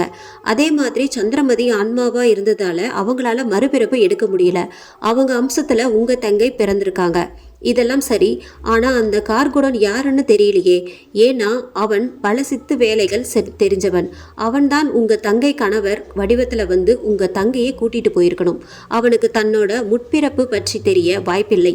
ஆனா தன்னோட பெயரை நாட்டு மக்கள் முன்னால் கெடுத்ததற்காக வஞ்சம் தீர்க்க காத்துக்கிட்டு இருக்கிற சந்திரமதி நாச்சியாரோட ஆன்மாவுக்கு தெரியும். எதிரியை இன்று அழிக்க போறோம்னு இன்னைக்கு அரண்மனைக்குள்ள பல பயங்கர நிகழ்வுகள் நடக்க போகிறது உறுதி. அதில் உன் தங்கை பாதிக்கப்படாம அவங்க உயிருக்கு எதுவும் நடக்காம இருக்கணும்னா நாம உடனடியாக போயாகணும், கிளம்புங்க என அவசரப்படுத்தினான் நிர்மல். அவன் சொல்லியும் கூட கிளம்பாமல் அமர்ந்திருந்த இளஞ்செழியனை பார்த்தவன், என்னாச்சு சார், என்ன யோசிக்கிறீங்க என கேட்க, ஒன்றுமில்லை நிர்மல், அங்கே நாம் மட்டும் போகிறது அவ்வளோ பாதுகாப்பாக படலை. எங்கள் குடும்ப ஜோதிடர் இது மாதிரி நடக்கும்போது எனக்கு உடனே தகவல் கொடுங்கன்னு சொல்லுங்கன்னு சொன்னார். அதான் அவரை கூப்பிட்டு போகலாம்னு யோசிக்கிறேன். அவன் சொன்னதை கேட்டு நிர்மலுக்கு அதுவே சரி எனப்பட, அப்போ உடனடியாக அவரை வர சொல்லுங்க என்றான். அவருக்கு ஃபோன் செய்த இளஞ்செழியன், சரி நாங்கள் வரோம் ஐயா என்றவன் முகத்தில் ஆச்சரிய ரேகைகள் தெரிய, என்னவென கேட்டான் நிர்மல். கொல்லிமலைக்கு தானே கூப்பிடுவீங்கன்னு தெரியும், நான் பயணமாத்தான் இருக்கேன், தாமதிக்காம உடனே வாங்கன்னு சொல்றார் என்றவனிடம், சரி கிளம்புங்கள் என்று நிர்மல் சொல்ல உள்ளே அவசரமாக சென்றவன் வரும்போது கையில் சிறு பெட்டியோடு வந்தான். அதை நிர்மல் கவனித்தாலும் போகும்போது கேட்டுக்கொள்ளலாம் என காரை நோக்கி ஓட்டமும் நடையுமாய் சென்றனர். போகும் வழியில் கொஞ்ச தூரத்திலேயே இருந்தது அந்த ஜோதிடர் வீடு. வீடு என்பதை விட முனிவர்களின் குடில் போன்று இருந்தது. அதை கேட்டே விட்டான் மதன். இது என்ன சினிமாவில் வர்ற முனிவர் குடில் மாதிரி இருக்கு சார்? அவர் முனிவர் மாதிரிதான் என்றான் இளஞ்செழியன் உள்ளிருந்து. இவர்களுக்காகவே காத்திருந்தது போல வெளியே வந்தார். அவரை பார்த்ததும் ஏதோ ஒரு உணர்வு அவருக்கு தோன்ற கைகள் அணிச்சியாக அவரை வணங்கின. வாரும் அமைச்சரே என்றார். அவர் நிர்மலை நோக்கி, நிர்மலை ஏதோ சிலிர்த்து அடங்க ஏதோ ஒரு பரவச நிலையை அடைந்தது போல் உணர்ந்தான். இவரை மிக நெருக்கமாக எங்கோ சந்தித்தது போன்ற உணர்வு தோன்ற எங்கே என யோசித்து ஒன்றும் புலப்படவில்லை. எல்லாம் அங்கே போனதும் புரியும் என்றார். அவர் மனதினை படித்தது போல் நிர்மல் திடுக்கிட்டு அவனை பார்க்க, அவர் புன்னகையில் 1000 அர்த்தங்கள். நாங்கள் இங்கே வருவோம்னு உங்களுக்கு தெரியுமா? எப்படி ரெடியாக இருக்கீங்கன்னு சொன்னீங்க? மதன் கேட்க அவர் சிரித்து கொண்டே சொன்னார், எல்லாமே முன்னாடியே விதிச்சதுப்பா. இந்த நாளில் ஏற்கனவே நடந்த நிகழ்வில் சம்பந்தப்பட்ட நாமெல்லாம் சந்திக்கணும். அது விதி. எங்கேயோ பிறந்த உன்னை காரணம் இல்லாமல் இங்கே வர வச்சது எதுன்னு நினைக்கிற? கார் போய்கொண்டே இருக்க நிர்மலுக்கு அப்போதுதான் ஒன்று ஞாபகத்துக்கு வந்தது. அதை அவரிடம் கேட்டே விட்டான். ஐயா, நான் இங்கே வர்றதுக்கு முன்னாடியே எனக்கு கனவுல நான் கொல்லிமலைங்கிற ஊரோட பேரை பார்த்தேன். அதுக்கப்புறமா யாரோ என்னை பின்தொடர்ந்த மாதிரியே தெரிஞ்சது. ஆனால் கண்ணுக்கு தெரியல. நான் இங்கே வந்த அப்புறம் 2-3 தடவை எனக்கு அப்படி தோணுச்சு. அது யாருன்னு நான் தெரிஞ்சுக்கலாமா என்றான் அவரிடம். நிச்சயமாய் அதற்கான பதில் இருக்கும் என்பதை தெரிந்தவனாய் அவரும் அவன் அதை கேட்பான் என எதிர்பார்த்து இருந்ததை போல சொல்லத் தொடங்கினார். அது வேற யாரும் இல்லப்பா, சந்திரவதனாவின் ஆன்மாதான். காரை ஓட்டிக்கொண்டிருந்த இளஞ்செழியன் திடுக்கிட்டு காரை நிறுத்த அது கிரீச்சிட்டு நின்றது. பயப்பட ஒன்றும் இல்லை, நீ போப்பா என்று அவர் இளஞ்செழியனை பார்த்து கூற அவன் சற்று தயக்கத்துடனே காரை எடுத்தான். நிர்மலும் கூட பயந்துதான் போனான். ஒருவர் இறந்தால்தானே அவரது ஆன்மா அவரது உடலை விட்டு வெளியேறும். சந்திரவதனா இன்னும் உயிரோடு தானே இருக்கிறார். அப்புறம் எப்படி அவரது ஆன்மா வெளியில் வரும் ஐயா? வதனாவின் உடம்புக்குள் வேறொரு ஆன்மா புகும்போது அவளது ஆன்மா வெளியில் தானே இருக்க முடியும். அது பூர்வ ஜென்ம தொடர்பால் உன் உதவியை நாடியது. உன் மூலமாய் உண்மைகள் வெளிப்பட வேண்டுமென எண்ணியது. ஏற்கனவே சந்திரமதிக்கு நடந்த கொடுமைகள் இப்போது இளம் பெண்களுக்கு, அந்த 5 பேரால் நடந்த கொடுமைகள், அந்த கார்கோடனால் கர்ப்பிணிகளுக்கு நேர்ந்த கொடுமைகள் எல்லாமே வெளியுலகிற்கு உன்னால் தெரிய வேண்டும் என்பதே விதி. பரசுராமன் உன்னை தேடி வராவிட்டாலும் நீ இங்கே வந்திருப்பாய். அதுவும் விதி. இது இத்தோடு முடிய போவதில்லை. யுக யுகமாய் அநியாயங்கள் பெருகும் போது அவதரிக்கப் போகும் சந்திரமதிக்கு இப்போது போலவே எப்போதும் துணை நிற்போம். அதுவும் விதிதான். அவர் கூறி முடிக்கவும் கொல்லிமலை நெருங்கவும் சரியாயிருந்தது. அந்த அரண்மனையை நெருங்கி அதற்குள் காலடி எடுத்து வைக்கையில் அவன் தன்னை அறிந்தான். தூரத்தில் தெரிந்த அரண்மனையை பார்த்ததும் தனக்குள் ஏதோ பரவசமாய் உணர்ந்தான். நிர்மல் நீண்ட நாள் கழித்து தாய் வீடு செல்ல போகும் பெண்ணின் எதிர்பார்ப்பாய் எப்போது அங்கு போவோம் என்பது போல அரண்மனையை நெருங்க நெருங்க ஒவ்வொரு இடமும் ஏற்கனவே பார்த்து பழகிய இடம் போல் தெரிந்தது. இன்றுதானே வருகிறோம், அப்புறம் எப்படி இது போல் தோன்றுகிறது யோசித்து கொண்டு அமர்ந்திருந்தவன் சாவி கொடுக்கப்பட்ட பொம்மை என காரிலிருந்து இறங்கி மண்ணில் காலூன்றியதும் உடலில் ஒரு பரவசம். தன்னை மறந்து நெடுஞ்சாண்டையாக விழுந்து வணங்கினான். மண்ணை எடுத்து நெற்றியில் இட்டுக்கொண்டு பயபக்தியோடு அரண்மனையை அண்ணாந்து பார்த்தான். மற்றவர்களும் இறங்கி உள்ளே நுழைந்தனர். நிர்மலிடம் எங்கு இருக்கிறீர்கள் என கேட்ட பரசுராமனும் அங்கு வந்து அவர்களுடன் இணைந்து கொண்டார். அரண்மனைக்குள் நுழைந்த அத்தனை பேருமே அதிர்ச்சியில் உறைந்தனர். அங்கே வரிசையாக பரசுராமனின் மகன் அருண் உள்ளிட்ட 5 சடலங்கள் வரிசையாக, தலைகள் தனியே வெட்டப்பட்டு கிடக்க உடல்கள் தனியே கிடந்தன. மகனின் சடலத்தை கண்ட பரசுராமன் தன் நிலை மறந்து பெருங்குரல் எடுத்து அழத் தொடங்கினார். அவரை சமாதானப்படுத்தும்படி மதனிடம் கூறிவிட்டு அந்த பெரிய ஹாலை கடந்து தெரிந்தவன் போல் போய்க் கொண்டிருந்தான் நிர்மல். போனவன் ஒரு அறையில் முன் நின்று, மகாராணி, நாங்கள் உள்ளே வரலாமா? அனுமதி தாருங்கள். அவன் குரல் தோரணை மாறியது மட்டுமின்றி உள்ளே யாரோ இருப்பது போல் பர்மிஷன் கேட்கிறானே என நினைத்த இளஞ்செழியன் திரும்பி ஜோதிடரை பார்க்க அவர் இதுதான் நடக்கும் என்பது போல நின்றிருந்தார். சிறிது நேர அமைதிக்கு பின் உள்ளே வரும் அமைச்சரே, தேனினும் இனிய குரலில் கம்பீரமும் சேர அந்த குரல் தெய்வீக குரலாய் ஒலித்தது. 3 பேரும் உள்ளே நுழைய அந்த இடம் தெய்வ சந்நிதி போன்ற மன அமைதியை தர மூவரின் கண்களும் இறைவனிடம் வேண்டும் பக்தர்களின் நிலையை போன்று கண்கள் தாமாகவே மூடிக்கொண்டன. சிறிது நேர அமைதிக்கு பின் இனிய சிரிப்பொலியோடு வேதனையும் கலந்த குரல் கேட்க மூவருமே கண்ணை திறந்தனர். அங்கே அழகு சிலை என தன் ஆசனத்தில் சந்திரமதி நாச்சியார், என்ன எல்லோருமே மறந்துவிட்டீர்கள் தானே? நான் கொடுமைக்காரி என்று நீங்களும் நினைத்து விட்டீர்கள் தானே? தன் மக்களை கொன்று குவித்தவள் என்று நாட்டு மக்கள் நம்பியதை போன்று நீங்களும் நம்பிவிட்டீர்கள் தானே? அந்த ஜமீன்தார்கள் வெளியில் நல்லவர்கள் போன்று நடந்து கடைசியில் என் சாவுக்கு காரணமாய் இருந்ததோடு நாட்டையே சீர்குலைக்க இருந்தார்கள். அதனால்தான் அவர்களை கொன்றேன். அதற்காக எனக்கு கிடைத்த பெயர் துர் ஆத்மா. அதன் காரணமாய் இத்தனை ஆண்டுகள் மந்திரத்தால் அடைப்பட்டு கிடந்த வேதனை. கடைசி வார்த்தைகள் வேதனை மிக வெளிவந்தது. நிர்மல் வேதனையோடு பார்த்தான். உங்களை சொல்லவில்லை அமைச்சரே, நீங்கள் என்ன செய்வீர்? என்னை இழந்த துயர் நாட்டு மக்களை பாதுகாக்கும் பொறுப்பு உங்களிடம் இருந்தது. ஆனால் இவர் கோபம் இளஞ்செழியனை ராணி நோக்கினாள். ஜோதிடர் கைகளை கூப்பி கெஞ்சினார். மன்னிக்கவும் மகாராணி, நீங்கள் இறந்த நேரத்தில் நாடே கொந்தளிப்பாய் இருக்க ஆட்சி பொறுப்பில் யாரை அமர்த்துவது என்ற கவலை ஒருபுறம், இந்த சூழ்நிலையை பயன்படுத்தி நாட்டிற்குள் எதிரிகள் ஊடுருவி விடப் போகிறார்களே என்ற அச்சம் ஒருபுறம் அந்த நேரம் பார்த்து அரண்மனைக்குள்ளேயே 5 ஜமீன்தார்களும் அவரது ஆட்கள் அத்தனை பேரும் இறந்ததும் அந்த கார்கோடனின் சிஷ்யர்கள் நாட்டு மக்கள் மத்தியில் உங்களை பற்றி அவதூறு பரப்பிவிட்டார்கள். நீங்கள் துர் ஆத்மாவாக மாறி அரண்மனைக்குள் செல்லும் அனைவரையும் கொல்வதாக சொல்ல மக்கள் பீதியடைந்து ஆளாளுக்கு ஒவ்வொரு மாதிரி புரளியை கிளப்பிவிட ஆரம்பித்தார்கள். அதனால் ராஜகுருவாகிய நான் பக்கத்து நாட்டிலிருந்து இந்த மந்திரவாதியை வரவழைத்து உங்களை வேறு வழியின்றி மந்திர கட்டுகளால் அடைத்து வைத்தோம். நாங்கள் சொல்லித்தான் இவர் வந்தார். அமைதியாய் கேட்டுக்கொண்டிருந்த சந்திரமதி இளஞ்செழியனை நோக்கி, பரவாயில்லை, இந்த பிறவியில் எனது சகோதரனாய் பிறந்து உனது பாவங்களை தீர்த்து கொண்டாய். நீ சகோதரன் என இருந்தால்தான் சந்திரவதனா இங்கு வர முடிந்தது. இல்லையேல் அவள் கணவன் வீட்டிலேயே இருந்திருப்பாள். எல்லை தாண்டி என்னால் அவளை வரவழைத்திருக்க முடியாது. அமைச்சரே, என் உண்மை கதை என்னவென்று மக்களுக்கு தெரிய வேண்டும்.